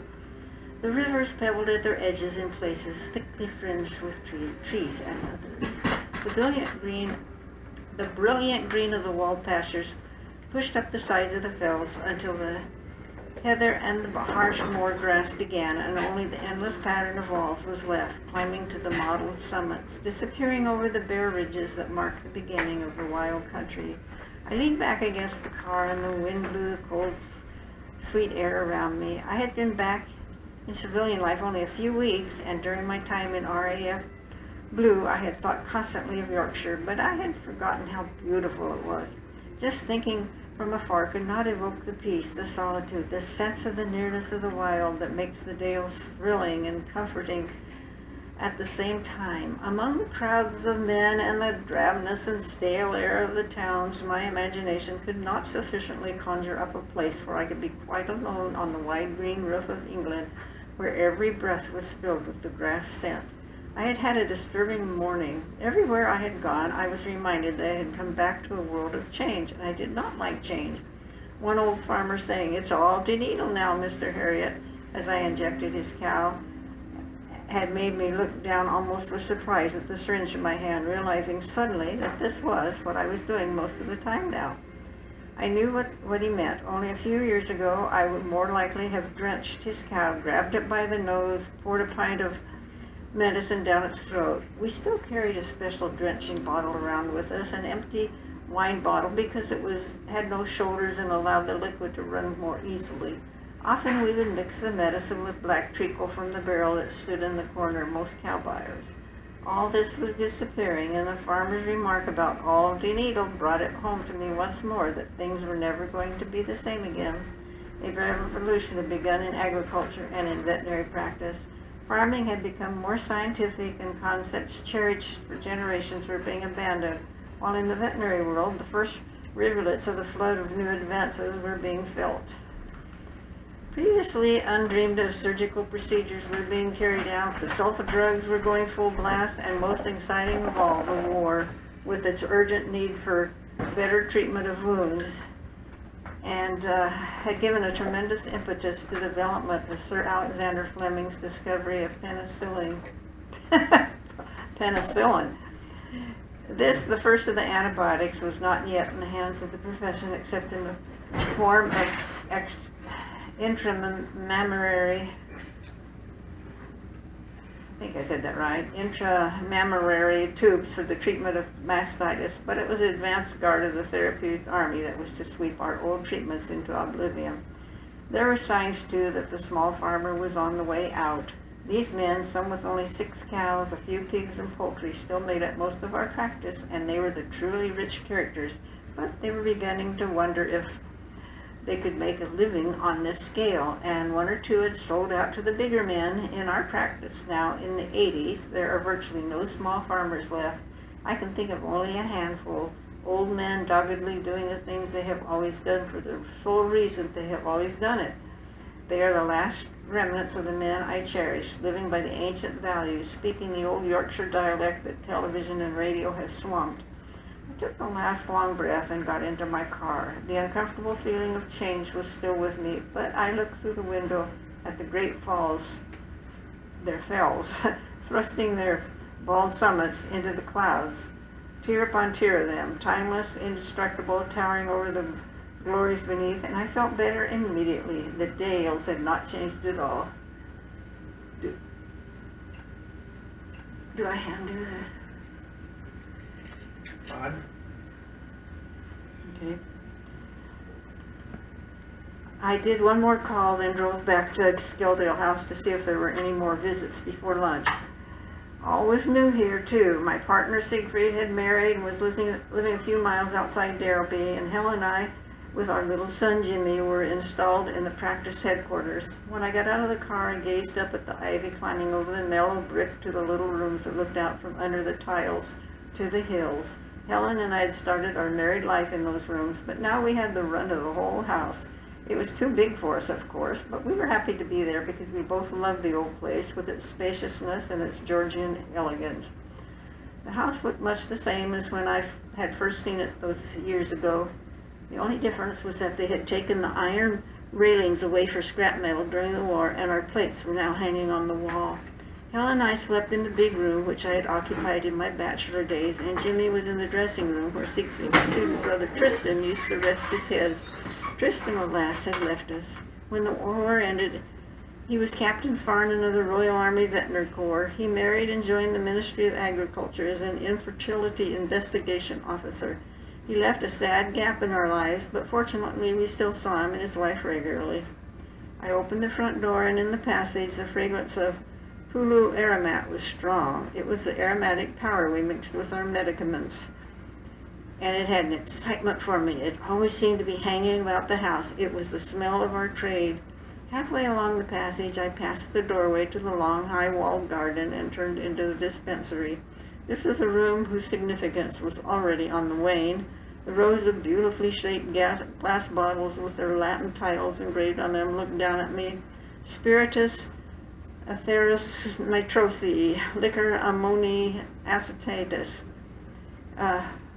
acetatus fortis, potassi nitrous, sodium salicylase. Noble names. My head was stuffed with hundreds of them. Their properties, actions, and uses, and their dosage in horse, ox, sheep, pig, dog, and cat. But soon I would have to forget them all and concern myself only with how much of the latest antibiotic or steroid to administer. Some years were to pass before the steroids arrived on the scene, but they too would bring another little revolution in their wake. As I left the dispensary, I almost bumped into Siegfried. He was storming along the passage, and he grabbed my arm in an agitated manner. "Oh, James, just the man I was looking for. I've had the most ghastly time this morning. I knocked the exhaust off my car going up that bloody awful track to hide us in, and now I'm without transport. They've sent for a new exhaust, but until it arrives and they get it fitted, I'm stuck. It's maddening." "Oh, that's all right, Siegfried. I'll do your calls." No, James, it's kind of you, but don't you see, this sort of thing is going to happen again and again. That's what I wanted to talk to you about. We need a spare car. A spare? That's right. Doesn't have to be a Rolls Royce, just something to fall back upon at a time like this. As a matter of fact, I rang Hammond at the garage to bring round something suitable for us to look at. I think I can hear him outside now. My partner was always one for instant action, and I followed him to the front door. Mr. Hammond was there with a vehicle for our inspection. It was a 1933 Morris Oxford, and Siegfried trotted down the steps towards it. A 100 pounds, she said. Mr. Hammond? He walked around the car a couple of times, picking pieces of rust from the black paintwork, opening the doors and peering at the upholstery. Oh, well, it's seen better days. But the appearance doesn't matter as long as it goes all right. It's a sound little job, Mr. Farnan, the garage proprietor said. Rebored 2,000 miles ago and don't use hardly any oil. New battery and a good bit of tread on the tires. He adjusted the spectacles on his long nose, drew his thin frame upright, and adopted a businesslike expression. Siegfried shook the rear bumper with his foot and the old springs groaned. How about the brakes? Important in this hilly country. They're champion, Mr. Farnan, first rate. My colleague nodded slowly. Good, good. You don't mind if I drive around the block, do you? Nay, of course not, Mr. Hammond replied. Give her any trial you like. He was a man who prided himself on his imperturbability, and he dropped confidently into the passenger seat as Siegfried took the wheel. Hop in the back, James, my partner cried. I opened the rear door and took my place behind Mr. Hammond in the musty interior. Siegfried took off abruptly with a roaring and cracking from the old vehicle, and despite the garage man's outward calm, I saw the back of his shirt collar rise a couple of inches above his blue serge jacket as we shot along Trendgate. The collar subsided a little when Siegfried slowed down at the church to make a left turn, but reappeared spasmodically as we negotiated a series of sharp and narrow bends at top speed. When we reached the long straight lane that runs parallel to Trendgate, Mr. Hammond appeared to relax, but when Siegfried put his foot on the boards and set the birds squawking from the overhanging branches as he thundered beneath them, I saw the collar again. When we reached the end of the lane, Siegfried came almost to a halt as he turned left. I think we'll test the brakes, Mr. Hammond, he said cheerfully, and hurled the car suddenly along the home straight for Trendgate. He really meant to carry out a thorough test. The roar of the ancient engine rose to a scream, and as the street approached with frightening rapidity, the collar reappeared, then the shirt. When Siegfried stood on the brakes, the car slewed violently to the right, and as we catapulted crabwise into Trendgate, Mr. Hammond's head was jammed against the roof and his entire shirt back was exposed. When we came to a halt, he slid slowly back into his seat, and the jacket took over again. At no time had he spoken or, apart from his up and down movements, shown any emotion. At the front door of the surgery, we got out, and my colleague rubbed his chin doubtfully. She does pull a little to the right on braking, Mr. Hammond. I think we need to have that rectified. Or perhaps you have another vehicle available? The garage man did not answer for a few moments. His spectacles were askew, and he was very pale. Aye, he said shakily. I have another little job over there. It might suit you. Capital, Siegfried rubbed his hands. Perhaps you'd bring along after lunch, and we can have a spin around to try it. Mr. Hammond's eyes widened, and he swallowed a few times. Right, Mr. Farnan, but I'm going to be busy this afternoon. I'll send one of me men. We bade him goodbye and went back into the house. Walking along the passage, my partner put an arm across my shoulders. Well, James, another step towards increasing the efficiency of the practice. Anyway, he smiled and whistled a few cheerful bars. I rather enjoy these little interludes. Suddenly, I began to feel good. So many things were new and different, but the Dales hadn't changed, and Siegfried hadn't changed either. Chapter 4. A Voyage to Russia. I stared at Job Crooks. Siegfried and I worked alone in the practice during the immediate post-war years, and this book is about that period. In 1951, John Crooks came to us as assistant and a few years later left to set up his own practice in Beverly. Before he departed, he paid us the charming compliment of filling a bottle with the air from Skelldale House to be released in his new surgery with the object of transferring some of our atmosphere. Sometime in the future I shall write about John's spell in Derby, but at the moment I should like to jump forward in time to 1961 in order to interpolate some extracts from the journal I kept of my Russian adventure. John was behind it. Although he no longer worked for us, he came back often as a friend, and he'd been describing some of his experiences in escorting animals from Hull. He often sailed with these animals as veterinary attendant, but it was a Russian thing that caught my imagination. That must have been very interesting, I said. John smiled. Oh, yes, fascinating. I've been out there several times now, and it's the real Russia with the lid off, not a tour of the little show places they want you to see. You get a glimpse of the country through the eyes of a seaman, and you meet the ordinary Russians, the commercial people, the workers. Oh, sounds great. And you get paid for it too, John went on. That makes it even better. I sighed. You're a lucky beggar. And these jobs come up pretty regularly?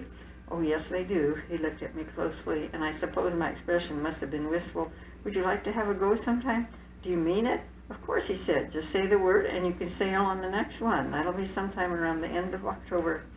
I thumped my fist into my palm. Book me in, John. It's really kind of you. Country vetting is fine, but sometimes I feel I'm sliding into a rut. A trip to Russia is just what I need. Well, that's grand. John stood up and prepared to leave. I'll let you know the details later, but I believe you'll be sailing with a cargo of valuable sheep, breeding animals. The insurance company is bound to insist on veterinary supervision. For a few weeks, I ran around in a fever of anticipation, but there were many people who didn't share my enthusiasm. One cowman cocked an eye at me. Wouldn't go there for a bloody big flock, he said. One wrong word and you find yourself in Nick for a long, long time. He had a definite point. East-West relations were at one of their lowest ebbs at that time, and I grew used to my clients making it clear that Russia was one place they would avoid. In fact, when I told Colonel Smallwood about it, when I was tuberculin testing his cattle a few days before I left, he raised his eyebrows and gave me a cold stare. Nice to have known you, he murmured.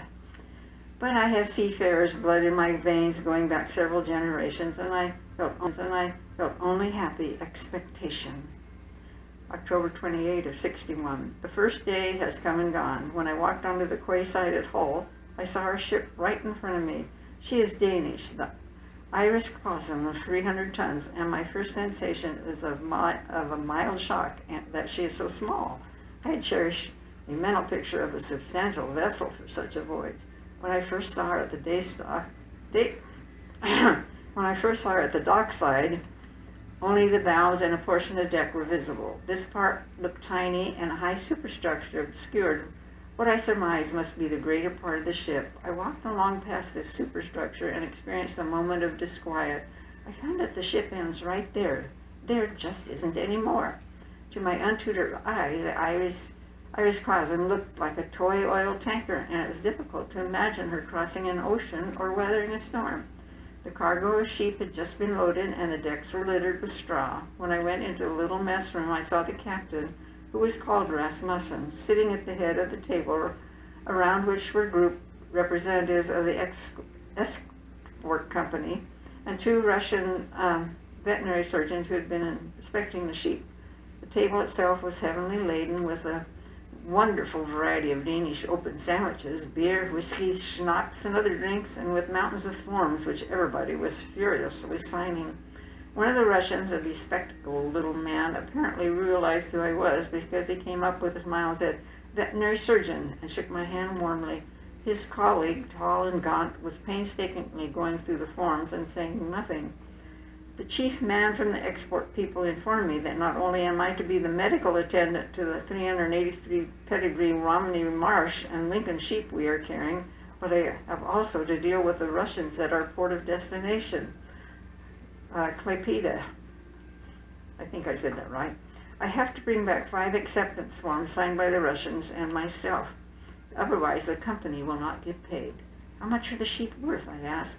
The export man's mouth twitched up at one corner. 20,000 pounds. My stomach lurched. It was a fortune. This was a responsibility I hadn't foreseen. When the crowd had cleared, Captain Rasmussen and I were left alone in the room. He introduced himself charmingly, and I was immediately attracted by his gentle manner. He is smallish, silver-haired, and speaks excellent English. He waved me to the chair by his side. "Sit down, Mr. Harriet, and let us talk." We spoke about our families, then about the job in hand. "This is a motor ship," said the captain, "built for the sole purpose of transporting animals. There are 2 decks below with pens for the sheep. Perhaps you would like to see your charges?" As we left the mess room, I noticed that the captain was limping slightly. He smiled as he saw me looking down at his feet. "Oh, yes, I broke my ankle a few months ago. Fell down the steps from the bridge to my cabin during a storm. Silly of me."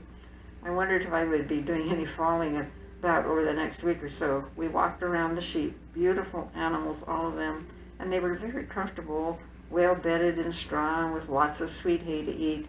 The ventilation was just right and the atmosphere pleasantly warm. When I left the captain, I was agreeably surprised at the first sight of my cabin. No doubt those on passenger liners are more sumptuous, but there's a bunk with spotless sheets and pillows, a desk, armchair and sofa, a wash basin, fitted wardrobe, 2 cupboards, and a lot of drawers. The whole place is done out in shining light oak. I am very impressed with my temporary home. I opened my suitcase. Only a tiny part of it was taken up by my personal effects. The rest was filled with the things I thought I might need. My black PVC working coat, bottles of calcium, antibiotics and steroids, scalpel, scissors, suture materials, bandages, cotton wool, and syringes. I looked down thoughtfully at the limited array. Would I find it too meager, or would I not need any of it? The following days would tell me. We took on the pilot at 8 p.m., and at 9 p.m. I heard some activity outside my window. I looked out and saw 2 of the crew winching up the anchor. I went up on deck to watch our departure. The night was very dark, and the dockside was deserted. A cat scurried through the light thrown by a single street lamp, but nothing else stirred. Then our siren gave a loud blast, and I could see we were moving very slowly away from the quay. We glided through the narrow outlet of the dock, then began to head quite swiftly towards the mouth of the Humber, 2 miles away. As I stood on the deck, I could see several other ships sailing out on the evening tide, some quite close, cleaving through the water abreast of us only a few hundred yards away, a graceful and thrilling sight. Away behind, the lights of Hull receded rapidly, and I was looking at their faint glitter beyond the stretch of dark water when I felt a touch on my arm. He was a young sailor, and he grinned cheerfully as I turned around. "Doctor," he said, "you show me how to feed the sheep?" I must have looked puzzled because his grin widened as he explained. "Many times I sail with cattle and pigs, but never with sheeps." I understood and motioned him to lead on. Like all the crew, he was a Dane, big, fair-haired, typically Nordic, and I followed his broad back down to the animals' pens. He listened intently as I gave him the information about feeding and watering, especially about how much concentrates to give. I was particularly pleased to see that as well as the fine quality hay, there was an abundance of a top-class brand of sheep nuts in big paper sacks. While he got on with his work, I looked around at the animals which would be under my care. Most of them were Romney Mars saw, and as the engines throbbed and the deck vibrated under my feet, I marveled again at their attractiveness. They had great woolly heads like teddy bears, and their eyes soft and incurious looked back at me as they lay in the straw or nibbled at their food. Before coming down here to my cabin, I had an irresistible urge to return to the upper deck and look around.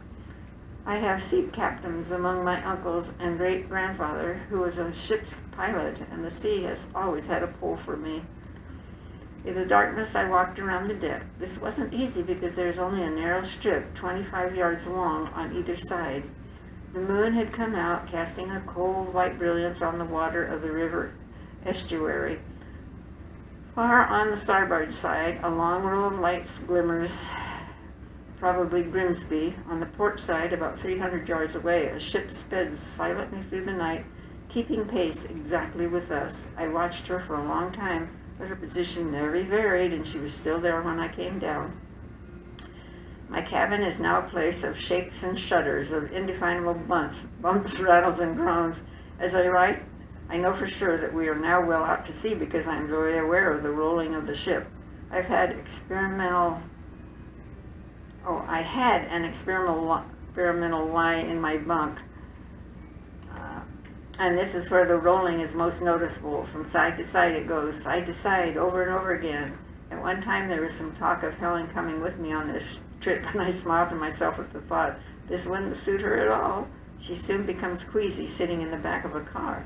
To me, the gentle motion is like the rocking of a cradle. I know I shall sleep well.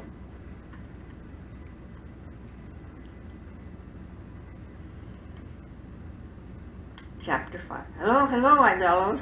"Hello, hello," little Jimmy piped just behind me. I turned and looked at my son. He was 4 years old now and had been coming on my rounds with me for over a year. It was clear that he considered himself a veteran of the farmyards, an old hand versed in all aspects of agricultural lore.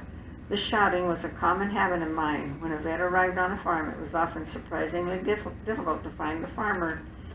He might be a dot on a tractor half a mile across the fields, or on rare occasions he might be in the house, but I always hoped to find him among the buildings, and I relied on a few brisk shouts to locate him. Certain farms in our practice were for no apparent reason distinctive in that you could never find anybody around. The house, there's a smear on that. The house door would be locked, the house door would be locked, and we would scour the barns, cow-houses, and fold yards while our cries echoed back at us from unheeding walls. Siegfried and I used to call them the no-finding places, and they were responsible for a lot of wasted time. Jimmy had caught on to the problem quite early, and there was no doubt he enjoyed the opportunity to exercise his lungs a bit. I watched him now as he strutted importantly over the cobbles, giving tongue every few seconds. He was also making an unnecessary amount of noise by clattering on the rough stones with his new boots.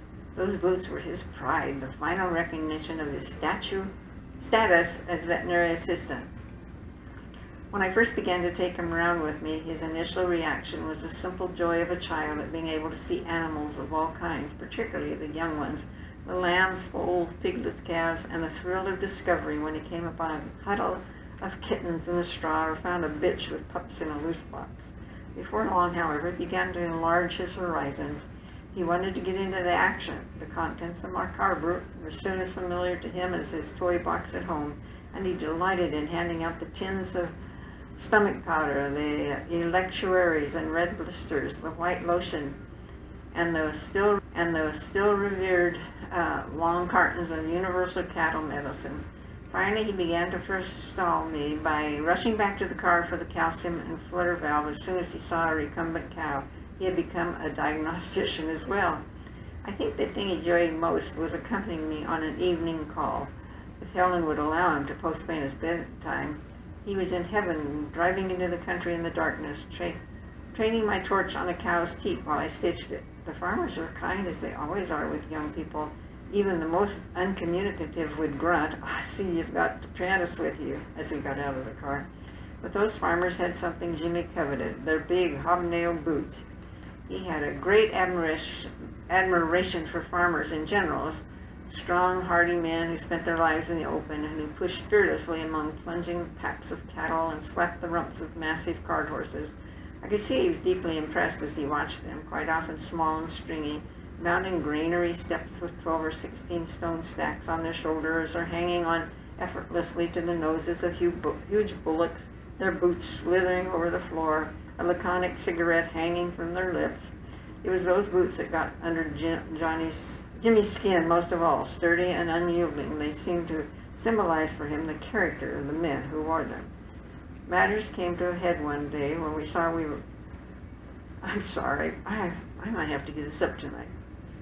Matters came to a head one day when we were conversing in the car, or rather my son was doing conversing in the form of a barrage of questions, which I did my best to fend off while trying to think about my cases.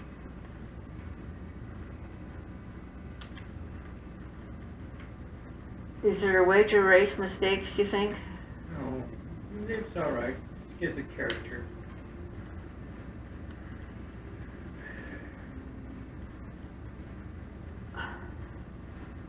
What is the faster train, the Blue Peter or the Flying Scotsman? Well, now I really don't know. I should say the Blue Peter. Then getting into deeper water. Is a giant train faster than a Phantom racing car? That's a difficult one. Let's see now. Maybe the Phantom racer. Jimmy changed his tack suddenly. That was a big man at the last farm, wasn't he? He certainly was. Was he bigger than Mr. Robinson? We were launching into his favorite big man game, and I knew how it would end, but I played my part. Oh, yes, he was. Was he bigger than Mr. Leeming? Certainly. Was he bigger than Mr. Kirkley? Without a doubt. Jimmy gave me a sidelong glance, and I knew he was about to play his 2 trump cards. Was he bigger than the gas man? The towering gentleman who came to read the gas meters of Skeldale House had always fascinated my son, and I had to think very carefully about my reply. Well, you know, I really think he was. Ah, but the corner of Jimmy's mouth twitched up craftily. Was he bigger than Mr. Thackeray? That was the killer punch. Nobody was bigger than Mr. Thackeray, who looked down on the other inhabitants of Derrelby from his 6 feet 7 inches. I shrugged my shoulders in defeat. No, I have to admit it. He wasn't as big as Mr. Thackeray. Jimmy smiled and nodded, well satisfied. Then he began to hum a little tune, drumming his fingers on the dashboard at the same time. Soon I could see he was having trouble. He couldn't remember how it went. Patience was not his strong point, and as he tried and stopped again and again, it was plain that he was rapidly becoming exasperated. Finally, as he drove down a steep hill into a village, and another abortive session of tum-ti-tum-ti-tum came to an abrupt halt, he rounded on me aggressively. You know, he exploded, I'm getting just about fed up with this. I'm sorry to hear that, old lad, I thought for a moment. I think it's Lily Burlero you're trying to get. I gave a swift rendering. Yes, that's it. He slapped his knee and bawled out the melody at the top of his voice several times in triumph. This put him in such high good humor that he broached something that must have been on his mind for some time. Daddy, he said, can I have some boots? Boots? But you've got some already, haven't you? I pointed down at the little Wellingtons in which Helen always rigged him before he set out for the farms. He gazed at his feet sadly before replying, yes, I know, but I want proper boots like the farmers. This was a facer. I didn't know what to say. But Jim, little boys like you don't have boots like that. Maybe when you're bigger. Oh, I want them now, he moaned in anguished tones. I want proper boots. At first I thought it was a passing whim, but he kept up his campaign for several days, reinforcing it with disgusted looks at Helen, as Helen drew on the Wellingtons each morning and a listless slouching to convey the message that his footwear was entirely unsuitable for a man like him. Finally, Helen and I talked it over one night after he had gone to bed. They surely don't have farm boots his size. Do they? I asked. Helen shook her head. I wouldn't have thought so, but I'll look around in any case. And it seemed that Jimmy wasn't the only little boy to have this idea, because within a week my wife returned, flushed with success, and bearing the smallest pair of farm boots I'd ever seen. I couldn't help laughing. They were so tiny, yet so perfect. Thick, hobnailed soles, chunky uppers, and a long row of lace holes with metal loops at the top. Jimmy didn't laugh when he saw them. He handled them almost with awe, and once he had got them on, his demeanor changed. He was naturally square-set and jaunty, but to see him striding around a farmyard in corduroy leggings and those boots, you would think he owned the place. He clumped and stamped, held himself very upright, and his cries of hello, hello, took on a new authority. He was never what I would call naughty, certainly never destructive or cruel, but he had that bit of devil which I suppose all boys need to have. He liked to assert himself, and perhaps unconsciously he liked to tease me. If I said, don't touch that, he would keep clear of the object in question, but later would give it the nearest brush with his finger, which could not be construed as disobedience, but nevertheless served to establish his influence in the household. Also, he was not above taking advantage of me in awkward situations. There was one afternoon when Mr. Garrett brought his sheepdog in. The animal was very lame, and as I hoisted him onto the table in the consulting room, a small head appeared for a moment at the window that overlooked the sunlit garden. I didn't mind that. Jimmy often watched me dealing with our little small animal patients, and I half expected him to come into the room for a closer look. It is often difficult to locate the source of a dog's lameness, but in this case I found it immediately. When I gently squeezed the outside pad on his left foot, he winced, and a tiny bead of serum appeared on the black surface. He's got something in there, Mr. Garrett, I said, probably a thorn. I'll have to give him a shot of local anesthetic and open up his pad. It was when I was filling the syringe that a knee came into view at the corner of the window. I felt a pang of annoyance. Jimmy surely couldn't be climbing up the wisteria. It was dangerous, and I had expressly forbidden it. The branches of the beautiful creeper curled up all over the back of the house, and though they were as thick as a man's leg near ground level, they became quite slender as they made their way up past the bathroom window to the tiles of the roof. No, I decided that I was mistaken and began to infiltrate the pad. These modern anesthetics worked very quickly, and within a minute or two I could squeeze the area quite hard without causing pain. I reached for the scalpel. Hold his leg up and keep it as steady as you can, I said. Mr. Garrett nodded and pursed his lips. He was a serious-faced man at any time, and obviously deeply concerned about his dog. His eyes narrowed in apprehension as I poised my knife over the telltale drop of moisture. For me, it was an absorbing moment. If I could find and remove this foreign body, the dog would be instantly rid of his pain. I had dealt with many of these cases in the past, and they were so easy, so satisfying. With the point of my blade, I made a careful nick in the tough tissue of the pad, and at that moment a shadow crossed the window. I glanced up. It was Jimmy, all right, this time at the other side, just his head grinning through the glass from halfway up. The little blighter was on the wisteria, but there was nothing I could do about it then, except to give him a quick glare. I cut a little deeper and squeezed, but still nothing showed in the wound. I didn't want to make a big hole, but it was clear that I had to make a cruciate incision to see further down. I was drawing the scalpel across at right angles to my first cut. When from the corner of my eye, I spotted 2 feet dangling just below the top of the window. I tried to concentrate on my job, but the feet swung and kicked repeatedly, obviously for my benefit. At last they disappeared, which could only mean that their owner was ascending to the dangerous regions. I dug down a little deeper and swabbed with cotton wool. Ah, yes, I could see something now, but it was very deep. Probably the tip of a thorn, which had broken off well below the surface. I felt the thrill of the hunter as I reached for forceps, and just then the head showed itself again, upside down this time. Oh my goodness, he was hanging by his feet from the branches, and the face was positively leering in deference to my client. I had been trying to ignore the byplay from outside, but this was too much. I leaped at the glass and shook my fist violently. My fury must have startled the performer, because the face vanished instantly, and I could hear faint sounds of feet scrambling upwards. That was not much comfort either. Those top branches might not support a boy's weight. I forced myself back to my task. Sorry, Mr. Garrett, I said. Will you hold the leg up again, please? He replied with a thin smile, and I pushed my forceps into the depths. They grated on something hard. I gripped, pulled gently, and oh, lovely, lovely, out came the pointed, glistening head of a thorn. I had done it. It was one of the tiny triumphs that lightened vets' lives, and I was beaming at my client, patting his dog's head, when I heard the crack from above. It was followed by a long howl of terror. Then a small form hurtled past the window and thudded with horrid force into the garden. I threw down the forceps, shot out of the room, along the passage, and through the side door into the garden. Jimmy was already sitting up among the wallflowers, and I was too relieved to be angry. Have you hurt yourself? I gasped, and he shook his head.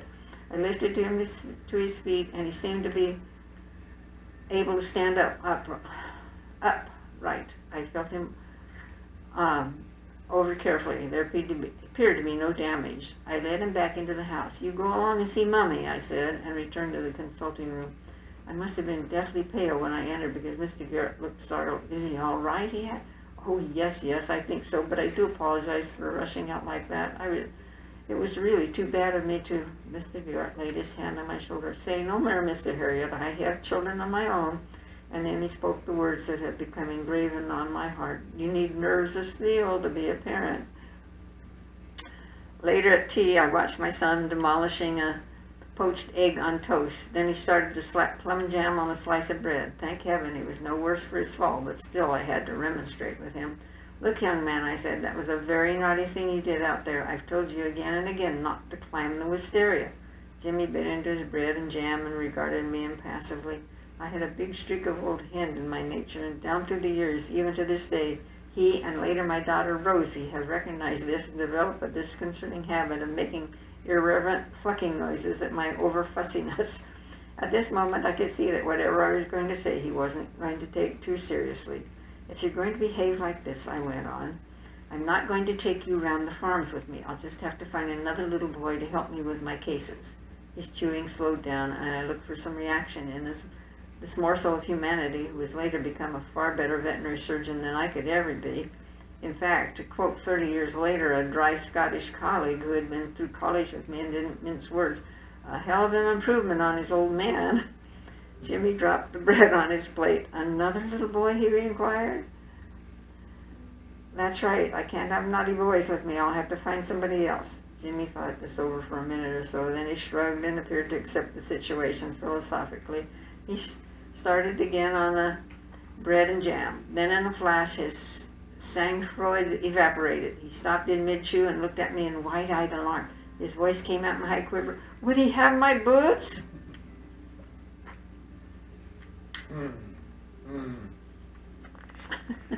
All right. That was cute, wasn't it? Mm-hmm.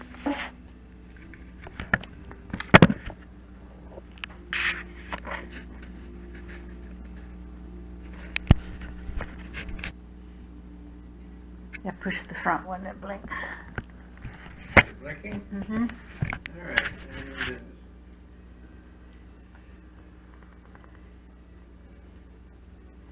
Need that other light on, kid. Mm-mm. That'd be better for the. There you go. I thought I turned this thing on.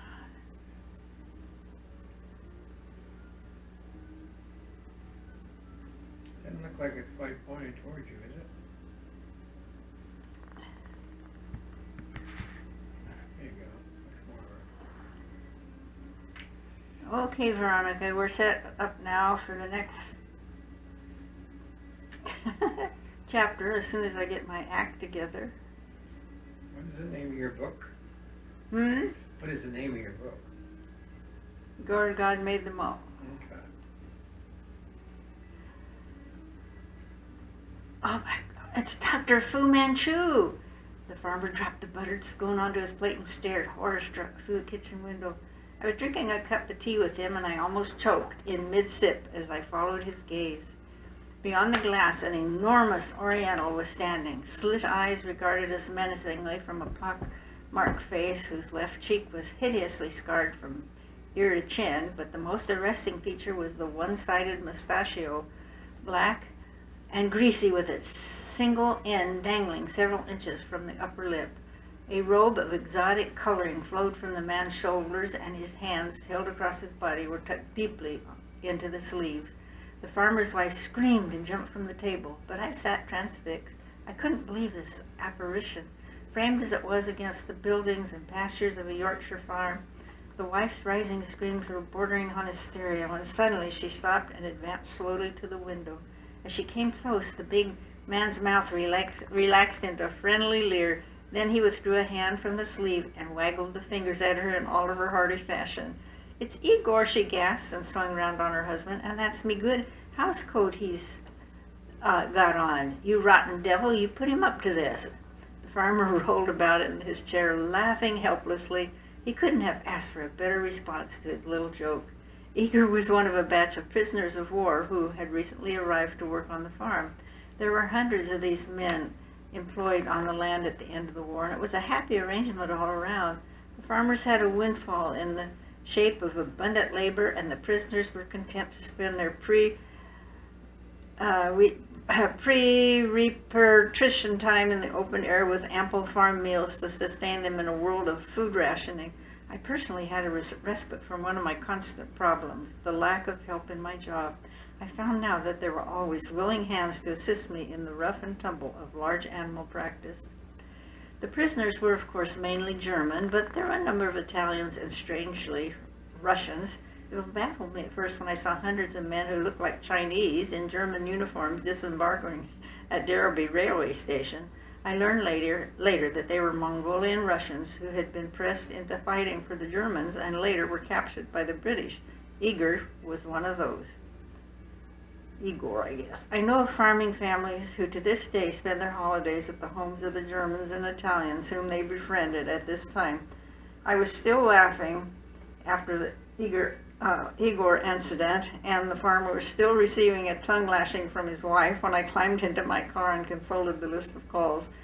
Preston, Scarf Lodge, Lame Cow. I read it was 20 minutes drive away, and as always, I idly turned over the possibilities in my mind. Probably foul, maybe pus in the foot, which would entail some hacking with my hoof knife, or it could be a strain. I'd soon see. How Preston was bringing my patient in from the field as I arrived, and I didn't even have to get out of the car to make my diagnosis. It was one which gave me no joy. The cow was hobbling slowly on her right hind foot, barely touching the ground. The limb was shortened and carried underneath the body, while a bulge in the pelvic region showed where the great trochanter of the femur pushed against the skin. Upward displacement, absolutely typical. Just happened this morning, the farmer said. She was as right as rain last night. I can't think. Say no more, Mr. Preston, I said. I know what it is. She's got a dislocated hip. Is that serious? Well, yes, it is. You see, it takes tremendous force to pull the head of the displaced bone back into its socket.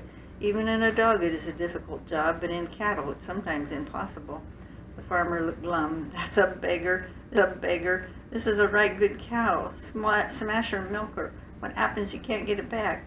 I framed she'd always be a bit of a cripple, I replied. Dogs usually form a very good false joint, but it's different with a cow.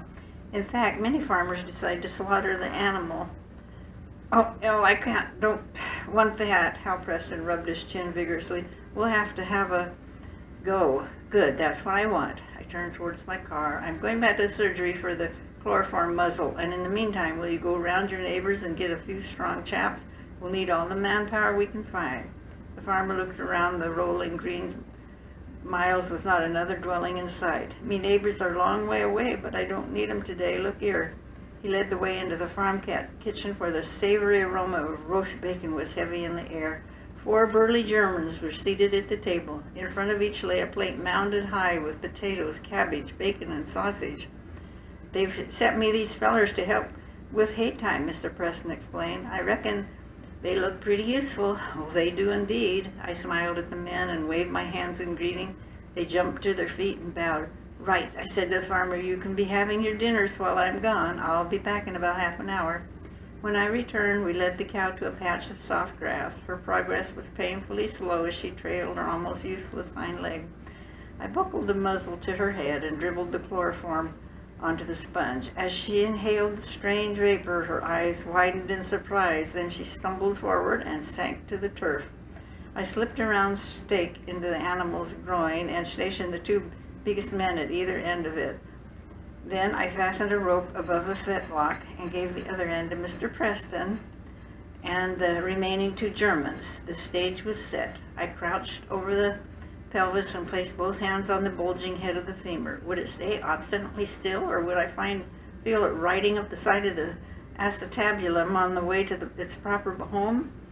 Anyway, this was the moment, and I took a deep breath. Pull, I shouted, and the 3 men on the rope hauled away while the brown corded arms on each side of me took the strain on the stake. No doubt an unedifying spectacle, this tug of war with a sleeping animal in the middle. Not much science in evidence, but country practice is often like that. However, I had no time for theorizing. All my mind was concentrated on that jutting bone under my hands. Pull, I yelled again, and fresh grunts of effort came back in reply. I clenched my teeth. The thing wasn't moving. I couldn't believe it could resist the terrific traction, but it was like a rock. Then, when the feeling of defeat was rising, I felt a stirring beneath my fingers. It all happened in seconds after that. The lifting of the femoral head as I pushed frantically at it, and the loud click as it flopped into its socket. We had won. I waved my arms in delight. All right, let go. I crawled to the cow's head and whipped off the muzzle. We heaved her onto her chest, and she lay there, blinking and shaking her head as consciousness returned. I could hardly wait for what was one of the most rewarding moments in veterinary practice, and it came when the cow rose to her feet and strolled over the grass without the trace of a limp. The 5 faces, sweating in the hot sunshine, watched in happy amazement, and though I had seen it all before, I felt the warm flush of triumph that is always new. I handed cigarettes around the prisoners, and before I left, I drew on my scanty store of German. Danke schön, I said fervently, and I really meant it. Bitte, bitte, they cried, all smiles. They had enjoyed the whole thing, and I had the feeling that this would be one of the tales they would tell when they returned to their homes. A few days later, Siegfried and I alighted at Village Farm, Harford. We had come together because we had been told that our patient, a red Paul Bullock, was of an uncooperative disposition, and we thought that a combined operation was indicated. The farmer led us to the fold yard where about 20 cattle were eating turnips. That's the one, he said, pointing to an enormously fat beast, and that's the thing I was telling you about. He indicated growth as big as a football dangling from the animal's belly. Siegfried gave him a hard look. Really, Mr. Harrison, you should have called us out to this long ago. Why did you let it get so big? The farmer took off his hat and scratched his balding head ruminatively. Well, you know how it is. I kept meaning to give you a ring, but it slipped me mind, and time went on. It's a very large thing, Siegfried grunted. I know. I always had the hope that it might drop off because it's a ripe wild sod. You can't do much with them. All right then, Siegfried shrugged. Bring a halter and we'll drive him into that box over there. The farmer left and my partner turned to me. You know, James, that tumor isn't as fearsome as it looks. It's beautifully pedunculated, and if we get a shot of local into that narrow neck, we can ligate it and have it off in no time. The farmer returned with a halter, and he was accompanied by a dark little man in denims. This is Luigi, he said, Italian prisoner. Don't speak no English, but he's very handy at all sorts of jobs. I could imagine Luigi being handy. He was short in stature, but his wide spread of shoulder and muscular arms suggested great strength. We said hello, and the Italian returned our greetings with an inclination of his head and a grave smile. He carried an aura of dignity and self-assurance. After a bit of galloping around the foals yard, we managed to get our patient into the box, but we soon realized that our troubles were only beginning. Red foals are big cattle, and an ill-natured one can be a problem. This fat creature had a mean look in his eyes, and all our attempts to halter him were unavailing. He either whipped away from the rope or shook his head threateningly at us. Once, as he thundered past me, I got my fingers into his nose, but he brushed me off like a fly and lashed out with a hind leg, catching me a glancing blow in the thigh. He's like an elephant, I guess. God only knows how we're going to catch him. The sedative injections for such animals and the metal crushes to restrain them were still years in the future, and Siegfried and Jew were looking gloomily at the bullock when Luigi stepped forward, held up a hand, and loosed off a burst of Italian at us. None of us could understand him, but we took him his point as he ushered us back against the wall with great ceremony. Plainly, he was going to do something, but what? He advanced stealthily on the bullock. Then, with a lightning movement, he seized one of the ears in both hands. The animal took off immediately, but without its previous abandon. Luigi was screwing the ear around on its long axis, and it seemed to act as a brake because the beast slowed to a halt and stood there, head on one side, glancing almost plaintively up at the little man.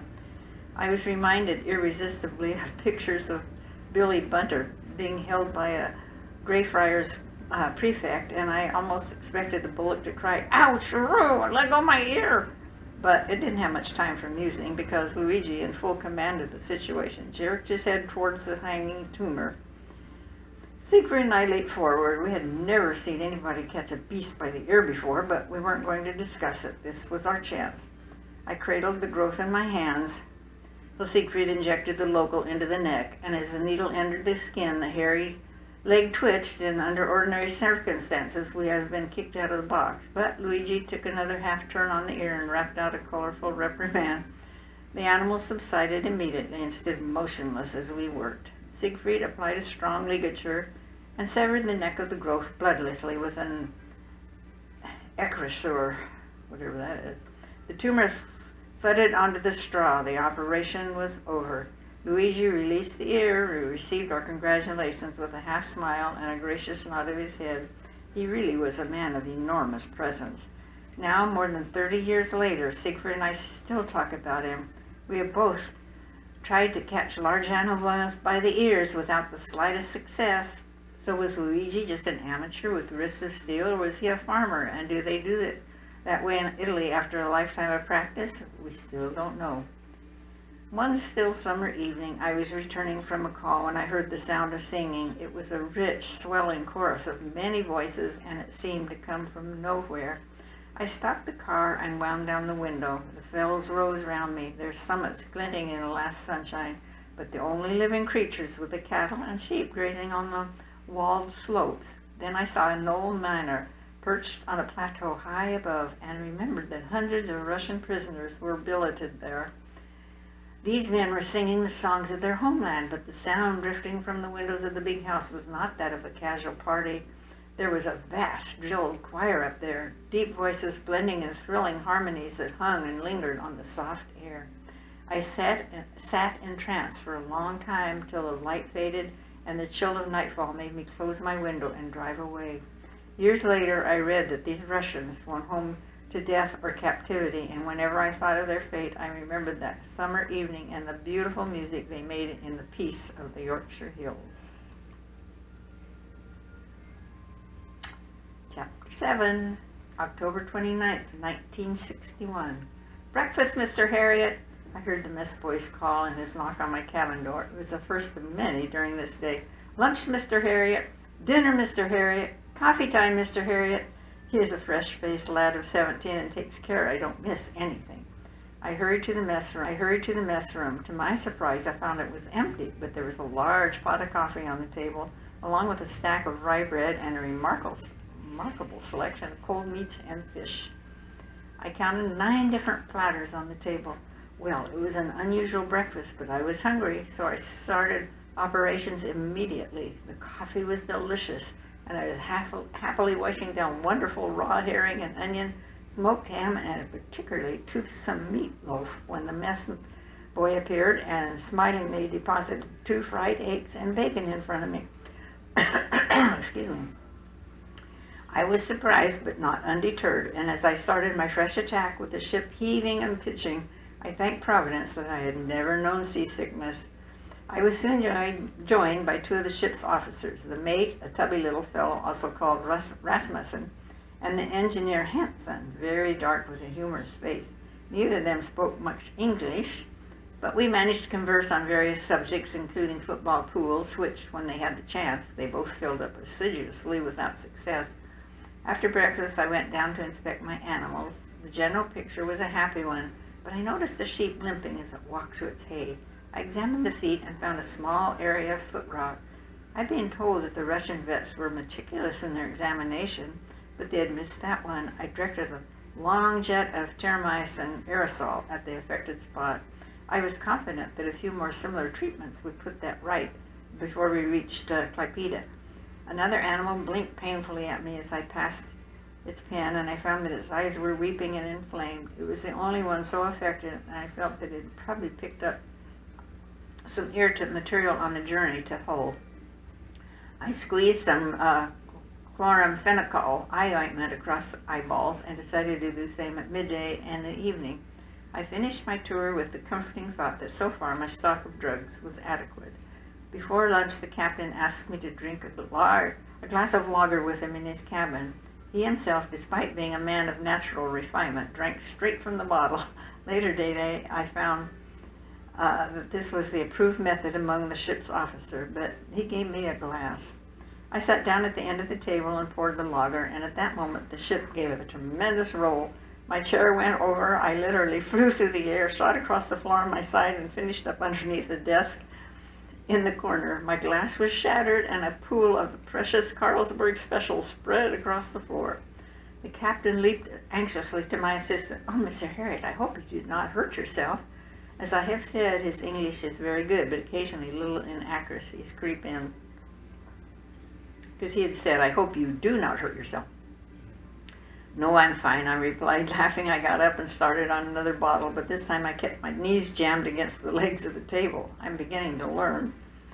After this little contretemps, we went down to lunch, passing on the way the cook's gallery. This was about the size of a large cupboard and was crammed with pans, stove, ovens, and food. I wondered how anybody could possibly produce proper meals in that tiny place, and it occurred to me that perhaps that was the reason for the lavish breakfast. The other meals would probably be makeshift, and I mentally resigned myself to the fact that I'd have to put up with a primitive diet during the voyage. Well, when we had gathered around the table in the little mess room, the first course arrived. It was an exquisite asparagus soup in which floated meatballs and large stalks of asparagus. This was followed by what the captain described as bonus birds, tender veal steaks wrapped around strips of bacon, parsley and spices with anchovies draped across them. We finished off with a sago pudding, thickly sprinkled with cinnamon and with peaches nestling on its bosom. As I sipped my coffee and nibbled delicious Danish cheese, I felt I might have been eating at the Ritz. The cook, Nielsen by name, a large, smiling man in a white apron, pushed his head round the door at the end of the meal, and I called out to him that his food was wonderful. He looked intensely gratified, but also surprised, because the other ship's officers seemed to take it all for granted. His smile grew wider, and he nodded his head rapidly. "Thank you, thank you, thank you." He stared at me as though he'd been looking at me all his life. I have a feeling that I have made a friend there. After lunch, back down to tween decks and lower hold to give them their proper names for another look at the sheep, but on the way I had to stop for a few minutes on the upper deck to take gulping breaths of the unbelievably fresh air that swept over the heaving miles of water. Walking around is difficult because I find it almost impossible to stand upright with the constant movement of the ship. Down below, I studied the animals carefully. There was something on my mind. Right at the beginning, I'd heard the odd cough, and I hadn't paid much attention because all sheep cough occasionally, but since we sailed, he had become more frequent and had a rasping quality that was only too familiar. As I walked around, I heard it again, and this time I traced it to the affected sheep. I climbed into the pen, all Lincolns, began to stir them around. After a few seconds, there was a regular chorus of coughs. I knew now they had husk. I took a few temperatures, leaning back against the swaying wall to read the thermometer, but there was clearly no secondary infection. It was a straightforward parasitic bronchitis, and with my pitiful little stock of drugs in the suitcase upstairs, there was nothing I could do about it. Of course, as I sit here writing in my cabin, I realize it's only a mild attack, and since they are all off the pasture in top condition with an abundant supply of good food, they will certainly throw it off in time. But for all that, I don't like it. The vets in Hull didn't spot it, but those in Clypedo probably will, and I want to present a batch of healthy animals to them. Later, I had a most interesting hour with the captain on the bridge. He showed me how the radar and other gadgets worked and pointed out our position on the chart. We were off the coast of Holland, but out of sight of land. I was intrigued by the mariner's view of a map. The sea is a complicated mass of lines, words, and figures, while the land is a white blank. At 6:30 p.m., I began again on what I had thought was to be my frugal living. Mountains of roast chicken with a piquant stuffing I had never tasted before, surrounded by thin layers of cucumber done up with sugar and vinegar. Fruit followed, and of course there was the ever-present array of herring and tomato, salami, salt beef, pork, smoked ham, bacon, and endless kinds of Danish sliced sausages and cheeses. I haven't mentioned the two most popular things among the Danes themselves, the liver paste and trays of dripping. The ship's officers seemed to love these two items, especially the dripping, which they spread on rye bread and eat at the end of the meal. After dinner, we settled down to a 2-hour session of smoking and swapping yarns over the schnapps and beer. I gather this is a regular custom in the evenings. The seamen are very interesting with their tales of many countries and peoples, with the often startling adventures they've had on their travels. Come on. I guess I can do one more chapter tonight, okay? It was Hemingway who said that, wasn't it? Norman Beaumont shook his head. No, Scott Fitzgerald. I didn't argue because Norman usually knew. In fact, it was one of the attractive things about him. I enjoyed having veterinary students sing practice with us. They helped with fetching and carrying. They opened gates and they were company on our lonely rounds. In return, they absorbed a lot of knowledge from us in our discussions in the car, and it was a priceless experience for them to be involved in the practical side of their education. Since the war, however, my relationships with these young men had undergone a distinct change. I found I was learning from them just about as much as they were learning from me. The reason, of course, was that veterinary teaching had taken a leap forward. The authorities seemed to have suddenly discovered that we weren't just horse doctors, and that the vast new field of small animal work was opening up dramatically.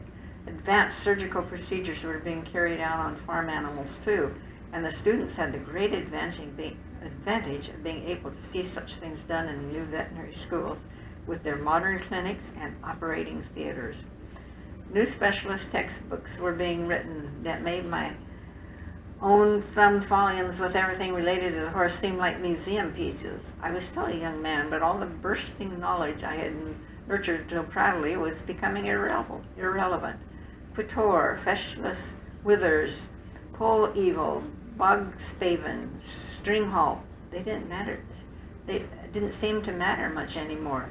Norman Beaumont was in his final year and was a deep well of information at which I drank greedily.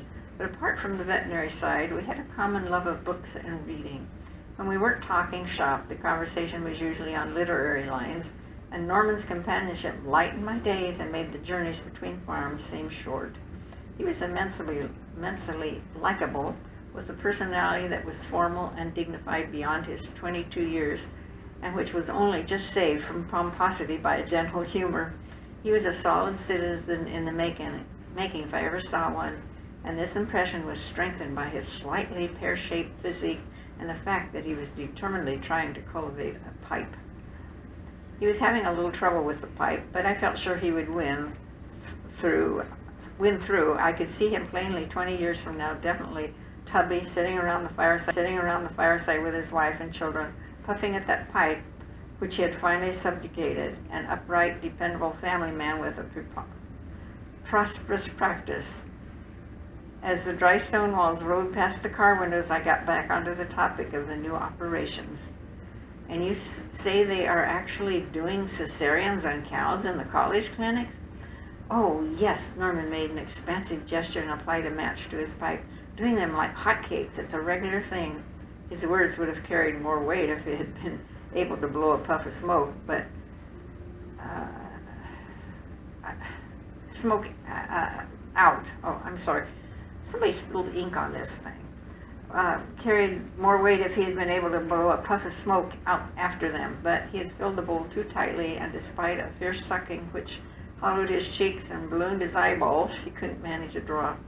Gosh, you don't know how lucky you are, I said. The number of hours I've slaved on byre floors, calving cows, sawing up calves and embryotomy wire, knocking my guts out trying to bring heads round or reach feet. I think I must have shortened my life. But if only I'd known how, I could have saved myself the trouble with a nice, straightforward operation. What sort of a job is it anyway? The student gave me a superior smile. Nothing much to it, really. He relit his pipe, tapped the tobacco down, and winced as he burned his finger. He shook his head vigorously for a moment, then turned towards me. They never seem to have any trouble. It takes about an hour and no hard labor.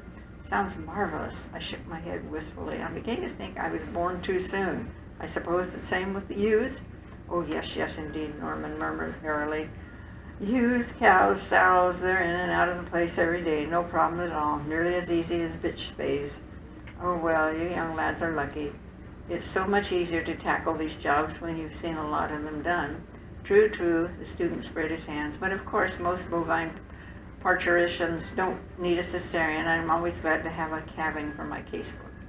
I nodded in agreement. Norman's casebook was something to see, a heavily bound volume with every scrap of interesting material meticulously entered under headings in red ink.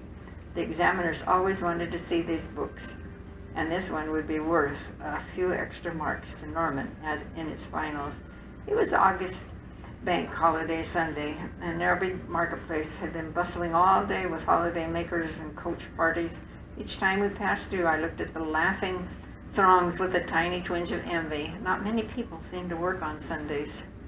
I dropped the student at his digs in late afternoon and went back to Skeldale House for tea. I had just finished when Helen got up to answer the phone.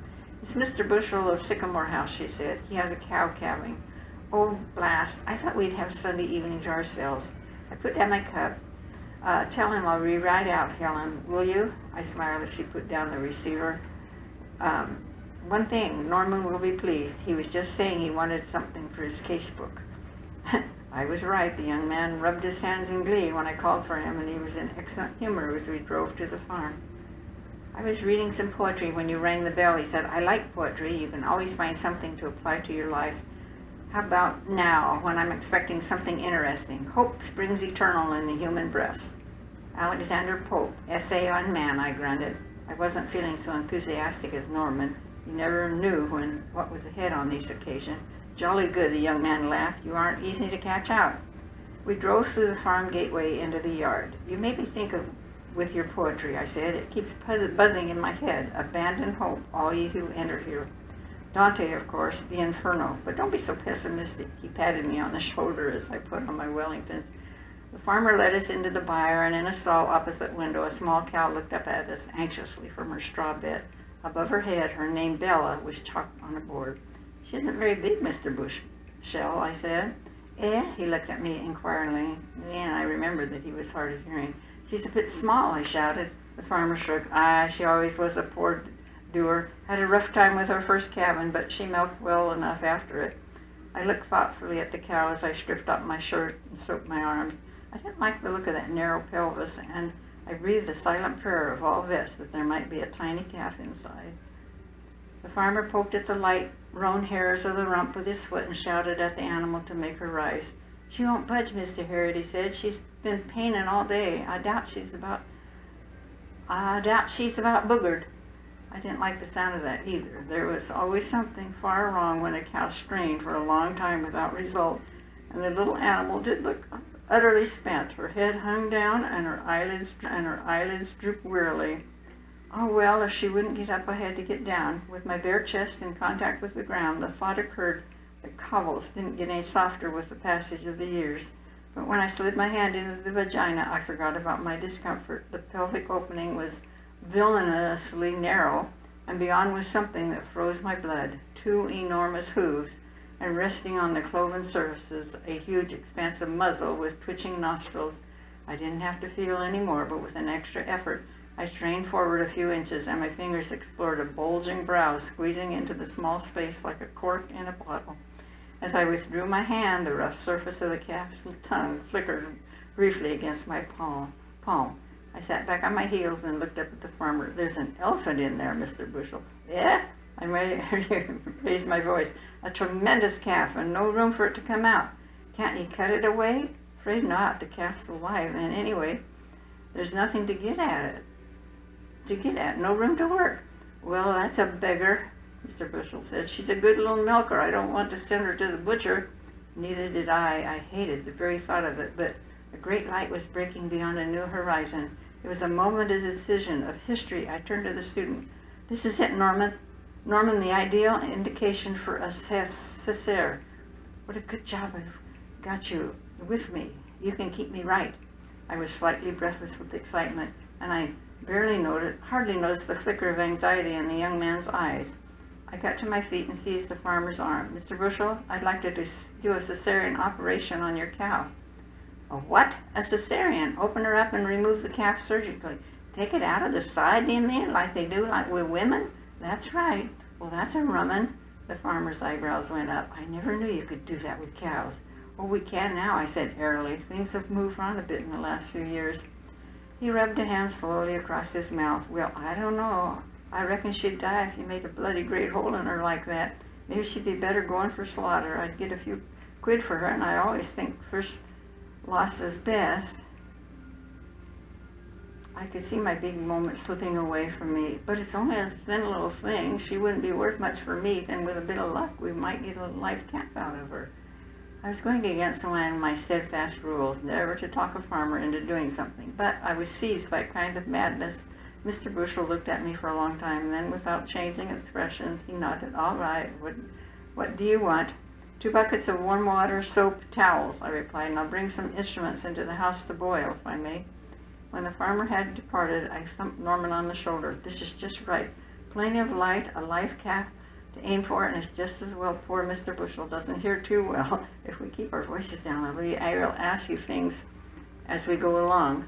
Norman didn't say anything. I told him to set up some straw bales for our equipment and had him scatter loose straw around the cow while I boiled the instruments in a pan in the farm kitchen. Soon all was ready: syringes, suture materials, scalpels, scissors, local anesthetic, and cotton wool laid in a row on a clean towel draped over one of the bales. I added some antiseptic to the water and addressed the farmer. We'll roll her over and you can hold the head down, Mr. Bushel. I think she's too tired to move much. Norman and I pushed at the shoulder, and Bella flopped on her side without resistance. The farmer put his knee against her neck, and the long area of the left flank was exposed for our attention. I nudged the student. Where do I make the incision? I whispered. Norman cleared his throat. Well, it's about, he pointed vaguely. I nodded. Around the ruminominy site, but a bit lower, I suppose. I began to clip away the hair from a foot-long strip. It would need a big opening for that calf to come through, though I quickly infiltrated the area with local. We do these jobs under a local anesthetic, and in most cases the cow lies quietly on her side or even stands during the operation. The animal can't feel anything, of course, but I have a few extra gray hairs around my ears that owe their presence to the occasional wild cow suddenly rearing up halfway through and taking off with me in desperate pursuit, trying to keep her internal organs from flopping on the ground. But that was all in the future. On this first occasion, I had no such fears. I cut through skin, muscle layers, and peritoneum, and was confronted by a protruding pink and white mass of tissue. I poked at it with my finger. There was something hard inside. Could it be the calf? What's that? I hissed. Yeah? Norman, kneeling by my side, jumped convulsively. What do you mean? That thing, is it the rumen or the uterus? It's pretty low down. It could be the uterus. The student swallowed a couple times. Yes, that's the uterus, all right. Right? Good. I smiled in relief and made a bold incision. A great gout of impacted grass swelled out, followed by a burst of gas and an outflow of dirty brown fluid. Oh, goodness sakes, I gasped. It's a rumen. Look at that, all that bloody mess. I groaned aloud as a filthy tide surged away down and out of sight into the abdominal cavity. What the hell are you playing at, Norman? I could feel the young man's body trembling against mine. Don't just sit there, I shouted. Thread me one of those needles, quick, quick. Norman bounded to his feet, rushed over to the bale, and returned with a trailing length of catgut extended in shaking fingers. Wordlessly, dry mouthed, I stitched the gash I had made in the wrong organ. Then the two of us made frantic attempts to swab away the escaped ruminal contents with cotton wool and antiseptic, but much of it had run away beyond our reach.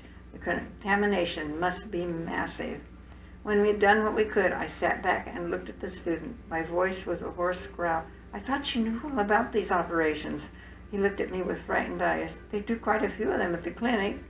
I glared back at him. How many cesareans have you seen? Well, one exactly. Actually, one. To hear you speak, I thought you were an expert. And anyway, if you'd seen only one, you should know a little bit about it. The thing is, Norman shuffled his knees around on the cobbles. You see, I was right at the back of the class. I worked up a sarcastic smile. Oh, I understand. So you couldn't see very well. That's about it. The young man hung his head.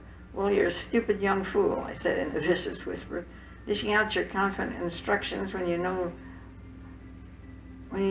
all.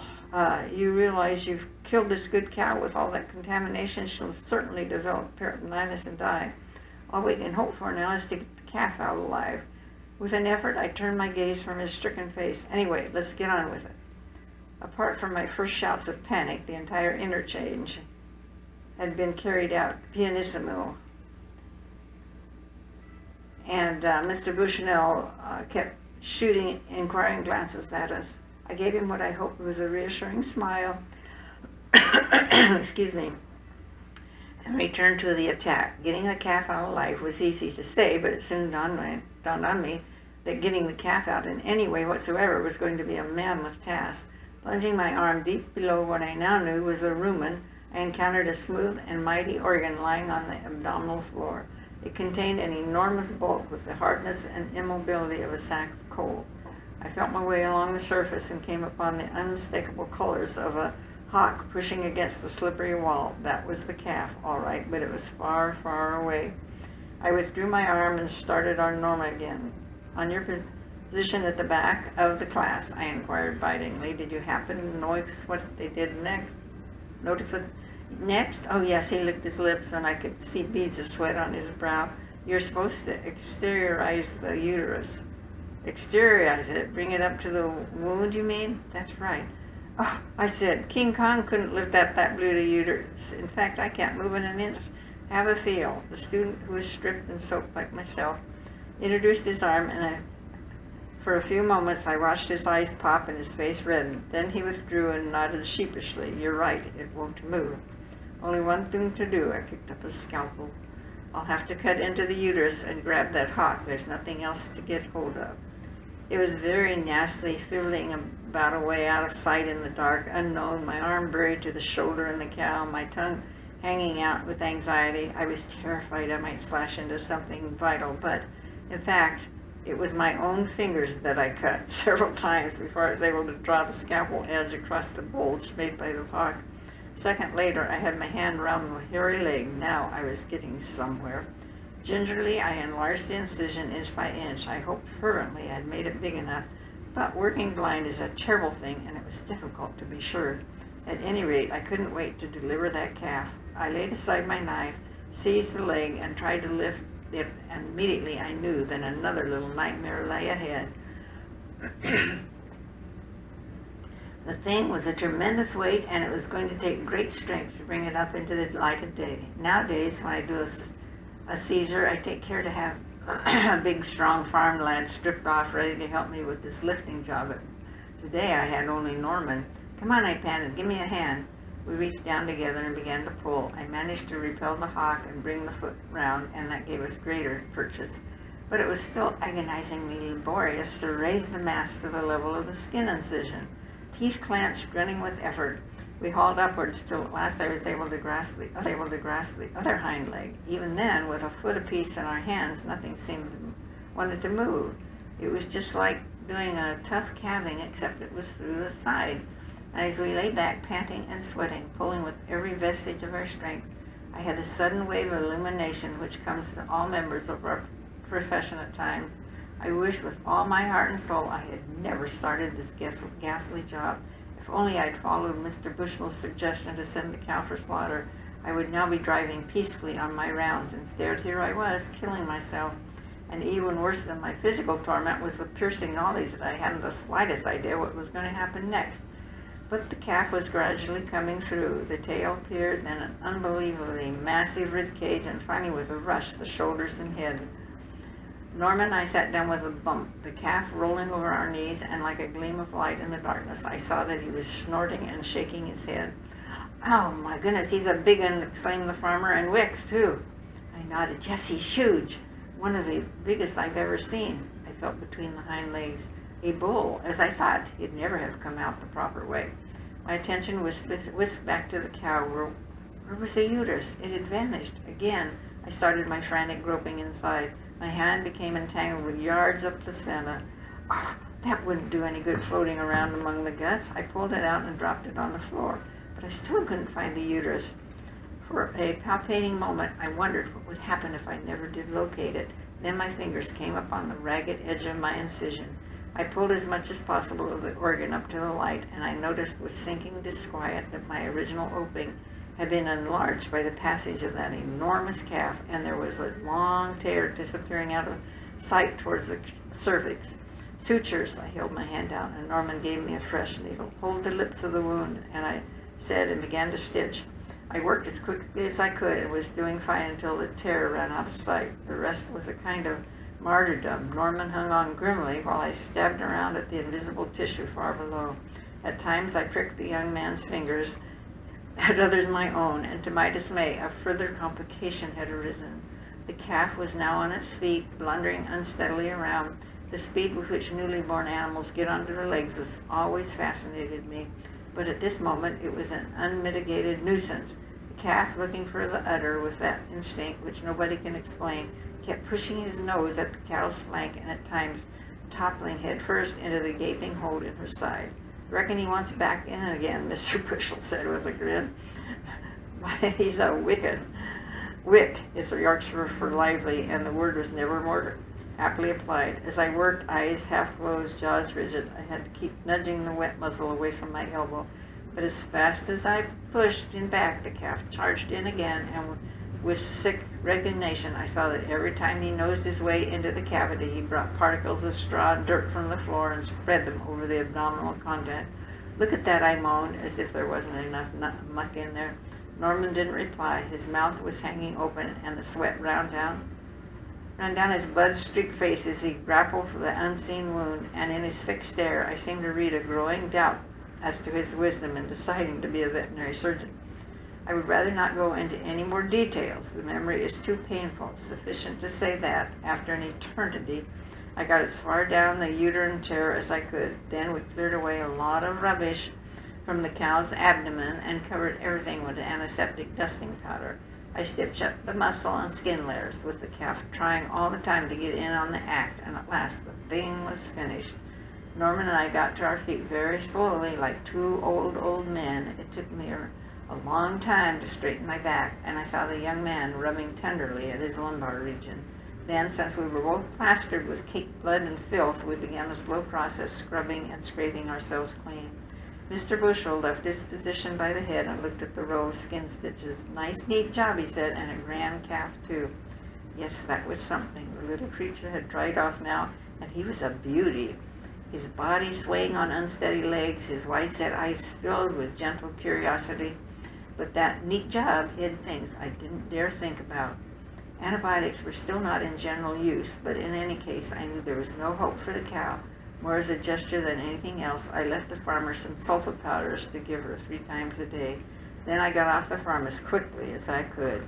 We drove away in silence. I rounded a couple of corners, then stopped the car under a tree, sank my head against the steering wheel. Oh, hell, I groaned, what a bloody balls up. Norman replied only with a long sigh, and I continued, Did you ever see such a performance? All that straw and dirt and ruminal muck among that poor cow's bowels. Do you know what I was thinking about towards the end? I was remembering the story of that human surgeon of olden times who left his hat inside his patient. It was as bad as that. I know, the student spoke in a strangled undertone. It was all my fault. Oh, no, it wasn't, I replied. I made a right bullocks of the whole thing about by myself, and I tried to blame you because I got in a panic. I shouted and nagged at you, and I owe you an apology. Oh, no. Yes, I do, and I'm supposed to be a qualified veterinary surgeon, and I did nearly everything wrong. I groaned again, and on top of it all, I behaved like an absolute swine towards you, and I'm so sorry. You didn't. Anyway, Norman, I broke in, I'm going to thank you now. You were a tremendous help to me. You worked like a Trojan, and I'd have got nowhere at all without you. Let's go and have a pint. With an early evening sunshine filtering into the bar parlor of the Village Inn, we dropped into a quiet corner and pulled deeply at our beer glasses. We were both hot and weary, and there didn't seem to be anything more to say. It was Norman who broke the silence. Do you think that cow has any chance? I examined the cuts and punctures on my fingers for a moment. No, Norman, peritonitis is inevitable, and I'm pretty sure I've left a good-sized hole in her uterus. I shuddered and slapped my brow at the memory. I was sure I would never see Bella alive again, but first thing next morning, a morbid curiosity made me lift the phone to find out if she'd survived so far. The buzz at the other end seemed to last a long time before Mr. Bushel answered. Oh, it's Mr. Herrick. Cow's up and eatin'. He didn't sound surprised. There were several seconds before I was able to absorb his words. Doesn't she look a bit dull or uncomfortable? I asked huskily. Nay, she's bright as a cricket. Finished off a rack full of hay, and I got a couple of gallons of milk from her. As in a dream, I heard his next question. When will you take them stitches out? Stitches? Oh, yes, I gave myself a shake. In a fortnight, Mr. Bushel. In a fortnight. After the horrors of the first visit, I was glad Norman was with me when I removed the sutures. There was no swelling around the wound, and Bella chewed her cud happily as I snipped away. In a pen nearby, the calf gamboled and kicked his heel in the air. I couldn't help asking, has she shown any symptoms at all, Mr. Bushel? Nay, the farmer shook his head slowly. She's been neither up nor down. You wouldn't know aught had happened to her. That was the way it was at my first cesarean. Over the years, Bella went on to have 8 more calves normally and unaided, a miracle which I can still hardly believe. But Norman and I were not to know that. All we felt then was an elation, all the sweeter for being unexpected. As we drove away, I looked at the young man's smiling face. Well, Norman, I said, that's veterinary practice for you. You get a lot of nasty shocks, but some lovely surprises too. I've often heard of the wonderful resistance of the bovine peritoneum, and thank heavens it's true. The whole thing's marvelous, isn't it? He murmured dreamily. I can't describe the way I feel. My head seems to be full of quotations like, where there's life, there's hope. Yes, indeed, I said. John Gay, isn't it? The sick man and the angel. Norman clapped his hands. Ah, well done. Let's see, I thought for a moment. How about, but 'twas a famous victory. Excellent, replied the young man. Southery, the Battle of Blenheim. I nodded. Quite correct. Here's a good one, the student said. Out of this nettle, danger. We plucked this flower safely. Splendid, I replied. Shakespeare, Henry V. No, Henry IV. I opened my mouth to argue, but Norman held up a confident hand. It's no good, I'm right, and this time I do know what I'm talking about. That's it for tonight, Veronica. We'll continue again. Soon. Well, soon. As soon as Grandma, well, anyway.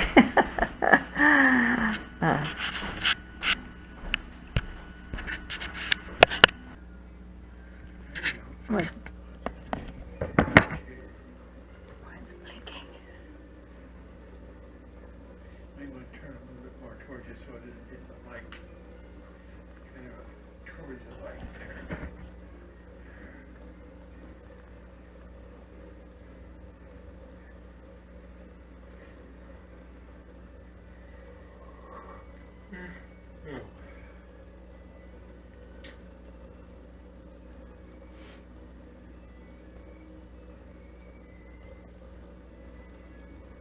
Chapter 9, Veronica. At 6:30 a.m. this morning, we reached the Keogh Canal. There's a little town at the western end and a big lock gate. Excuse me.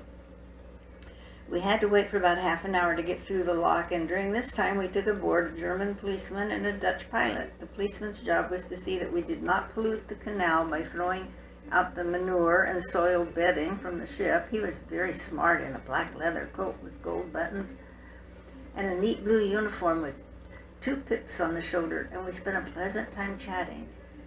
He shamed me, as so many foreigners do, by speaking quite good English. After passing through the lock gate, it was a delight to be gliding along in still water for a change, and I stood out on the strip of deck watching the many types of vessels that use the canal. There were several German warships, and the young sailors with their little caps on the side of their heads waved cheerfully to me as they passed. The countryside was flat with much farmland and woods, looking very pretty with their autumn tints. We passed many villages with attractive houses, most of which had long, steeply sloping roofs and dormer windows. After about 6 hours, we arrived at the eastern end of the canal. Here, a German immigration official came aboard and stamped my passport. He also put a stamp on my name in the ship's article, since this morning I was officially signed on as a member of the ship's company. It was odd to see the list of Danish names and then James Harriet, supercargo. I felt strangely uplifted. Me, a supercargo. The sheep looked quite happy this morning, though there's still that nagging cough among the Lincolns. The one with the eye irritation is almost normal now, but the lame sheep has not improved. In fact, it deteriorated slightly, and it's running a high temperature, so I've got it in a pen on its own and have given it a shot of penicillin, as well as the antibiotic spray. Obviously, the infection was deeper than I thought. Something is wrong with my eye. The sailor who is my constant helper is the same one who spoke to me on the first evening. His name is Ron, R-A-U-N, and he is a flaxen-haired young husky with great shoulders and a flattened nose boxer's face, but when he smiles, he radiates charm. He is warm-hearted and an animal lover. When we installed the lame sheep in its pen, he knelt down, put his arms around the woolly neck, and gave it a long hug. I've noticed him doing this with the other sheep, particularly the massive Romney marsh rams. As I have said, they are like huge teddy bears, and Ron seems to find them irresistible. Anyway, I'm delighted they have chosen such a man to be my assistant. At the east end, the canal widened out into the Baltic. I could see the town of Kiel just around the corner, and there was a tremendous amount of shipping. We passed an imposing memorial to the Germans killed in the First World War, and there were a few deserted, sandy beaches with summer houses around them. As we headed out into the sea, I found a hidden corner of the deck and did a bit of hopping about and running on the spot. I must try to make a habit of this, because the only exercise I get is clambering up and down the ladders to the hold, and I will have to work off Nielsen's abundant fare somehow. I've decided that I will make a final inspection of the animals each night at 10 o'clock and go around them with Ron to hold any I want to examine more closely. Tonight I was told that Ron was steering, but if they went up on that bridge, he would soon be relieved. The ship was pitching wildly as I staggered out onto the upper deck. This, I thought, was the real thing as I felt my way along in the inky blackness, drenched with sea spray, the boards heaving and slippery under my feet, my hands grabbing at anything to hold me upright. I stumbled onto the bridge and found myself in a decidedly eerie atmosphere. The bridge is an entirely different place at night, absolutely dark, and I had to stand there for a long time before I could pick out the lonely figure at the wheel. That is a quiet job, if there ever was one. When Ron came down with me, I gave the ewe with eye trouble what ought to be its final application of ointment and injected the lame sheep again. The animals that tried to stand were swaying and tumbling around, but they didn't seem any the worse. However, I wondered what they would be like in the morning, because Ron told me he had heard the captain say there was a real storm blowing up. No matter, the big sailor said cheerfully, "You come and have a beer with me." Okay, thanks, I replied. We went together to the crew's mess room. We sat down. He gave me a Camel cigarette, and as we talked, I looked around at the other members of the crew. Strangely, though, the officers were dark. These were all of a type. Thick yellow hair, fine physiques, tremendous men. All of them were physical and polite. Cheerful and polite. Oof, what's wrong with me? I'm going to sneeze. Oh. Ron told me about himself in his limited English. He is 28, has been at sea for 14 years, and is married with 2 young children. He never stopped smiling except at the end when he leaned across the table and tapped me on the chest. Doctor, on my last voyage, we take 200 cattle from Dublin to Lubeck. When we get to Lubeck, 5 cattle's dead. I whistled. That's nasty. Didn't they have a vet with them? No. His battered face was very serious. No doctor for the cattle's. It's good that you are here for the sheep's. It made me think maybe I really was going to earn my keep. I thanked him, said goodnight to everybody, and made my way back to my quarters. Just outside my cabin is a door that opens onto a small platform on the stern of the ship. I like to go out there for a lungful of the good air before going to bed. Tonight, in the roaring wind, I could only see the creamy wash from the ship's propeller disappearing into the surrounding... what is wrong with my eyes? See only the creamy wash from the ship's propellers disappearing into the surrounding blackness. Above there were a million stars, and I could pick out the plow and the pole star plainly. I didn't have to be an expert navigator to find our course. We are heading dead east. I'm finding it difficult to write my log tonight because the cabin keeps tilting steeply. I feel the captain is going to be right about the storm. To any conscientious veterinary surgeon, killing a patient is a terrible thought. I am not talking about euthanasia, which is so often merciful, but of inadvertently killing when attempting to cure. This has probably happened to many of us, and I think it happened to me. I can never be sure, but the memory still haunts me. It all started when a young representative from a pharmaceutical company called at the surgery and started to talk about wonderful treatment for fowl of the foot in cattle. This condition was a headache in those early days. Judging by its name, it had been going on for centuries, and it happened when the interdigital space between the cleats of the cloven-footed bovine was invaded by the organism Fusiformis necrophorus, usually through some small wound or abrasion. This resulted in the actual death of an area of tissue in the region, along with swelling of the foot and extreme lameness.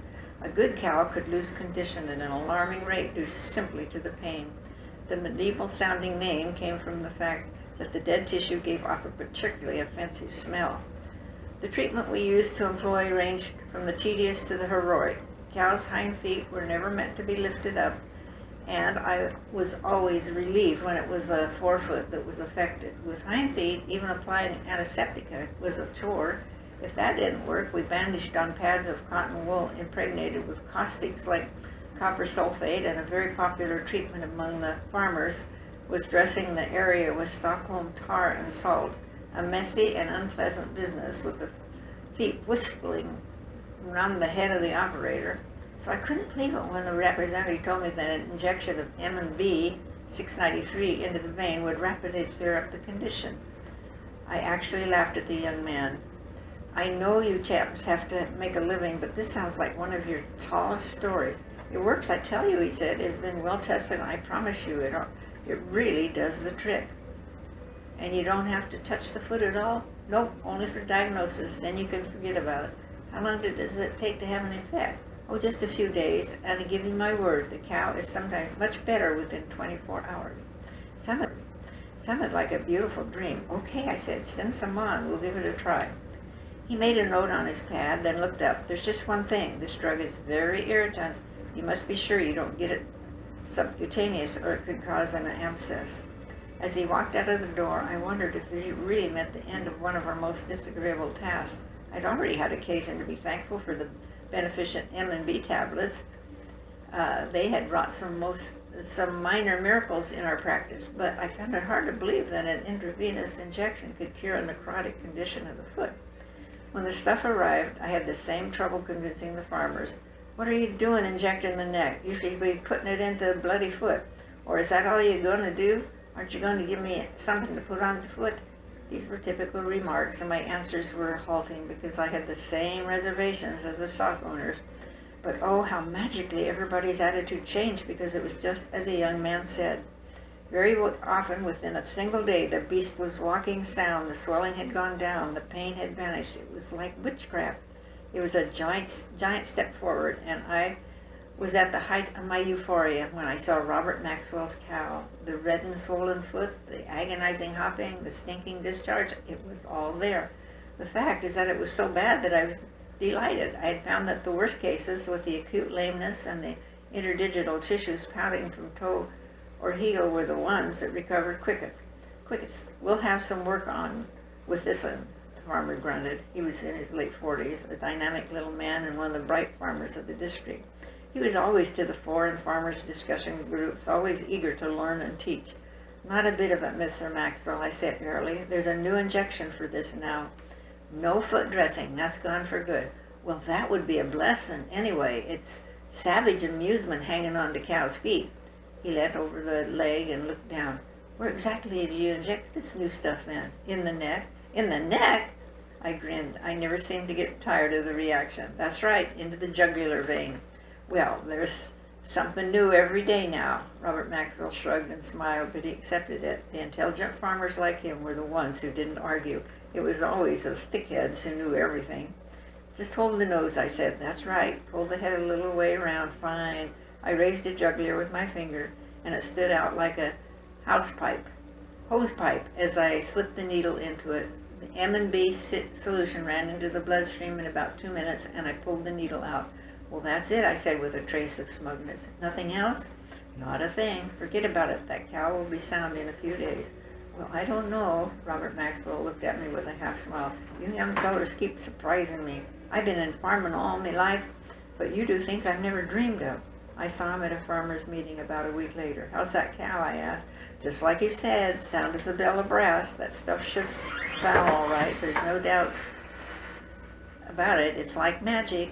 I was just expanding when his expression changed. But there's a heck of a swelling on her neck. You mean where I injected her? Yes. My happy feeling evaporated. I didn't like the sound of that. My first thought was that I must have got some of the solution under the skin, but I seemed to remember the blood still gushing from the needle when I pulled it out. That's funny, I said. I can't see any reason for that. Robert Maxwell shook his head. I can't either. I did that cow over with fly spray right after you left. Could some of that have got in your needle wound? No, surely not. I've never heard of such a thing. I'd better have a look at her tomorrow. I made it one of my first calls the next morning. The farmer had not been exaggerating. There was a marked swelling on the neck, but it was not confined to the injection site. It ran right along the course of the jugular. That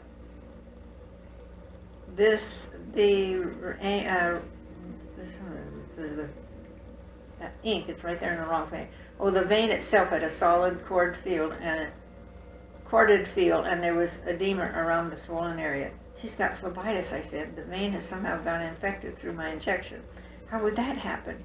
I just don't know. I'm pretty sure none of the solution escaped and my needle was clean. The farmer peered closely at the cow's neck. It's not like an abscess, is it? No, I replied. There's no abscess. And what's that long, hard lump going up to the jaw? That's a thrombus. A what? A thrombus, a big clot in the vein. I wasn't enjoying this little pathological lecture, considering that I had been responsible for the whole thing myself. Robert Maxwell gave me a searching look. Well, what's going to happen? What do we do? Usually, collateral circulation develops within a few weeks. That is, other veins take over the job, and in the meantime, I'll put her onto a course of mixed sulfonamide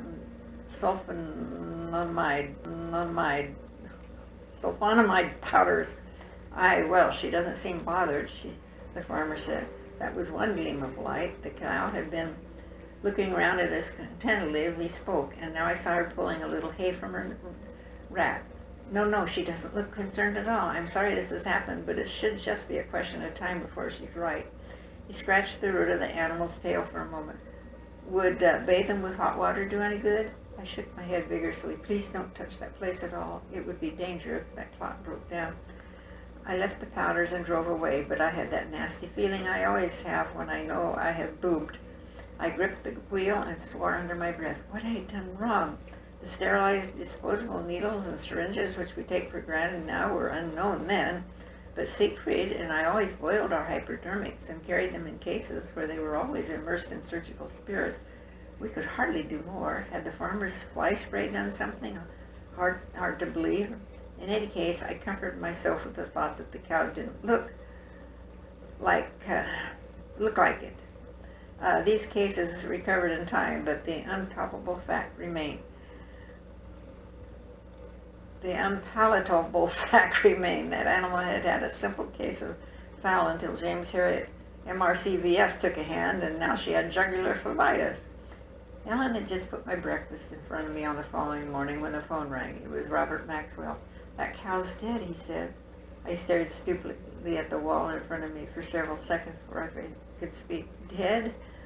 I found her laid in her stall this morning, just as though she had dropped down.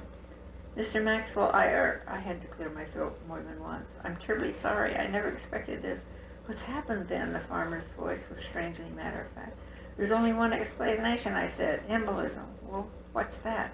It's when a piece of the clot breaks off and gets into the circulation. When an embolus reaches the heart, it usually means death. I see. What would do it then? I swallowed. Let me say again, Mr. Maxwell, I'm very sorry. Oh, well, there was a pause. These things happen in farming. I just thought I'd let you know. Good morning. I felt sick as I put the phone down, and the feeling persisted as I sat at the breakfast table, staring at my plate. Aren't you going to eat, Jim? Helen asked. I looked down sadly at the nice piece of home-fed ham. Sorry, Helen, it's no good. I can't tackle it. Oh, come on. My wife smiled and pushed the plate nearer to me. I know you worry about your work, but I've never known it to put you off your food. I shrugged miserably, but this is different. I've never killed a cow before. Of course, I didn't know this for sure. I never will know, but the thing stayed with me for a long time. I am a great believer in Napoleon's dictum, throw off your worries when you throw off your clothes. And I'd never known the meaning of insomnia, but for many nights, turgid jugular veins and floating emboli brought me gasping to wakefulness.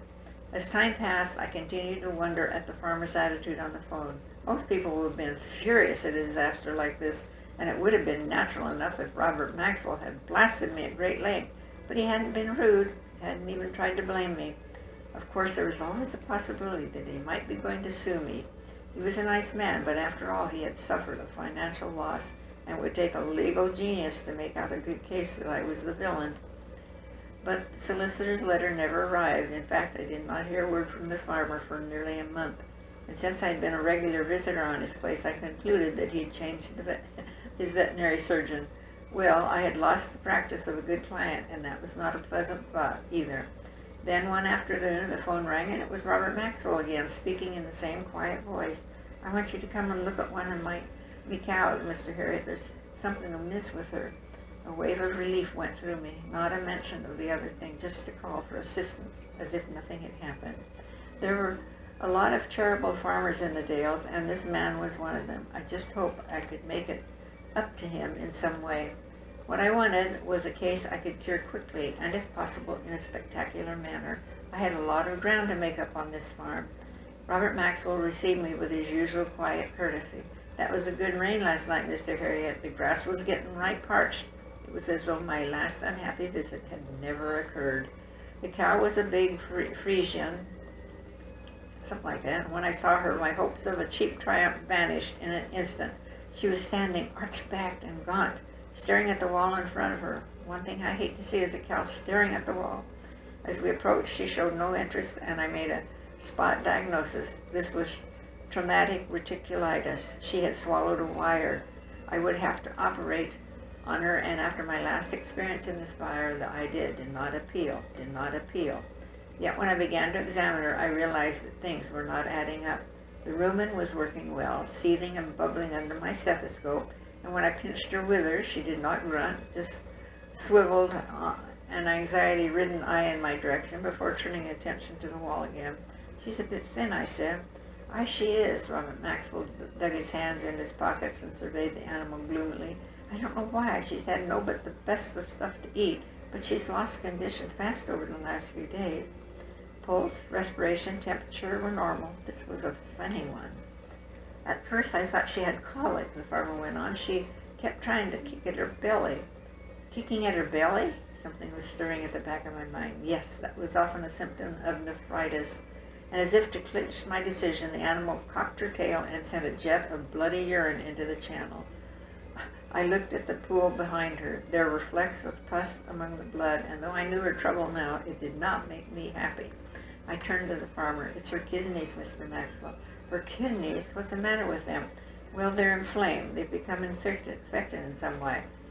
It's called pyelonephritis. Probably the bladder is affected too. The farmer blew out his cheeks. Is it serious? How I wished I could give him, of all people, a light answer, but there was no doubt. This was a usually fatal condition. I had a feeling of doom. I'm afraid so, I replied. It is very serious. I had a feeling there was something far wrong. Can you do out for her? Yes, I said. I would like to try her with some mixed sulfonamides. He glanced at me quickly. That was what I'd used for the phlebitis. It really is the best thing, I went on hurriedly. Cows like this used to be hopeless to treat, but since the sulfur drugs came on the scene, we do have a chance. He gave me one of his long, calm looks. All right, then, we'd better get started. I'll keep an eye on her, I said as I handed over the powders. And I did keep an eye on her. I was in the Maxwell byre every day. I desperately wanted that cow to live, but after 4 days there was no improvement. In fact, she was slowly sinking. I was steeped in gloom as I stood by the farmer's side and looked at the animal's jutting ribs and pelvic bones. She was thinner than ever, and still she passed that blood-stained urine. I could not bear the thought that another tragedy was going to follow so soon after the first one, but the certainty was growing in my mind that death was imminent. The sulfonamides are keeping her alive, I said, but we need something stronger. Is there anything stronger? Yes, penicillin. Penicillin, the marvelous new drug, the first of the antibiotics, but as yet the veterinary profession had no injectable form. All we had were the tiny tubes, each containing 300 milligrams in an oily base for the treatment of mastitis. The nozzle of the tube was inserted into the teat canal and the contents squeezed up into the udder. It was a magical improvement on any previous mastitis treatment, but at that stage in my career I had never injected an antibiotic into an animal hypodermically. I'm not usually inventive, but I had a sudden idea. I went out to the car, found a box of 12 mastitis tubes, and tried the nozzle in the base of a record hypodermic needle. It fitted perfectly. I am no scientific theorist, so I didn't know whether I was doing the right thing or not, but I plunged the needle into the cow's rump, squeezed the tube after tube into the depths of the muscle until the box was empty. Would the penicillin be absorbed in that form? I didn't know, but there was comfort in the knowledge that at least it was in there. It was a spark of hope. I kept this up for 3 days, and on the third I knew I was doing something good. Look, I said to Robert Maxwell, her back isn't arched now. She seems to have relaxed. The farmer nodded. You're right. She isn't as tucked up as she was. The sight of the cow standing there peacefully looking around her and occasionally pulling a mouthful of hay from her rack was like a blast of trumpets to me. The pain in the kidneys were plainly subsiding, and the farmer had said that the urine was not as dark as it had been. I seemed to go mad after that. With a scent of victory in my nostrils, I pumped my little tubes into the animal day after day. I didn't know the correct dose for a bovine. Nobody did at that time, so I just whacked them in willy-nilly, sometimes more, sometimes less, and all the time the improvement continued steadily. There came the happy day when I was quite certain that the battle was won, and I worked on the cow. She straddled her legs, sent out a cascade of crystal clear urine. I stepped back, and as if for the first time I contemplated the change in my patient. The gaunt frame of that first day was padded with flesh, and the cow's coat shone with the gloss of health. She had returned to normal just as quickly as she had fallen away. It was remarkable. I threw down the empty box. Well, Mr. Maxwell, I think say she's about right. I'll give her another treatment tomorrow, and that will be the end. You're coming back tomorrow, then? Yes, for the last time. The farmer's face grew grave, and he stepped closer to me. All right, then. I have a complaint to make about you. Oh, goodness. At last he was going to tackle me about that phlebitis, and what a terrible moment to pick just when I was flushed with success. Human nature could be very strange, and if he had decided to give me hell after all this time, there was nothing I could do about it. I would just have to take it. "Oh, yes," I replied shakily, "and what is that?" He leaned forward and tapped my chest with his forefinger. His face was transfigured, heavy with menace. "Do you think I've got nothing better to do than sweep after you every day? Sweep up after you every day?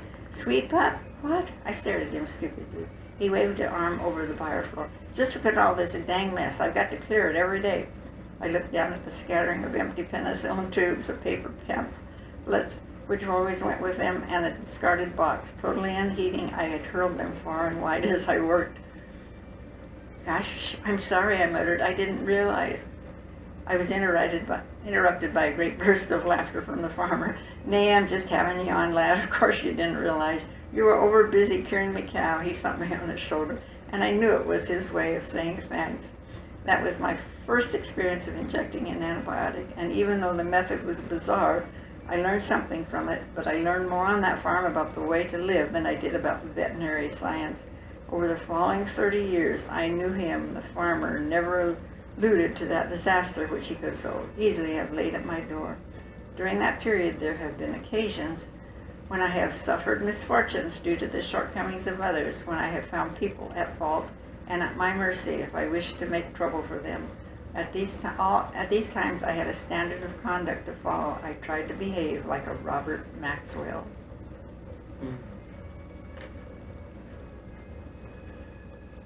He was a good guy, wasn't he?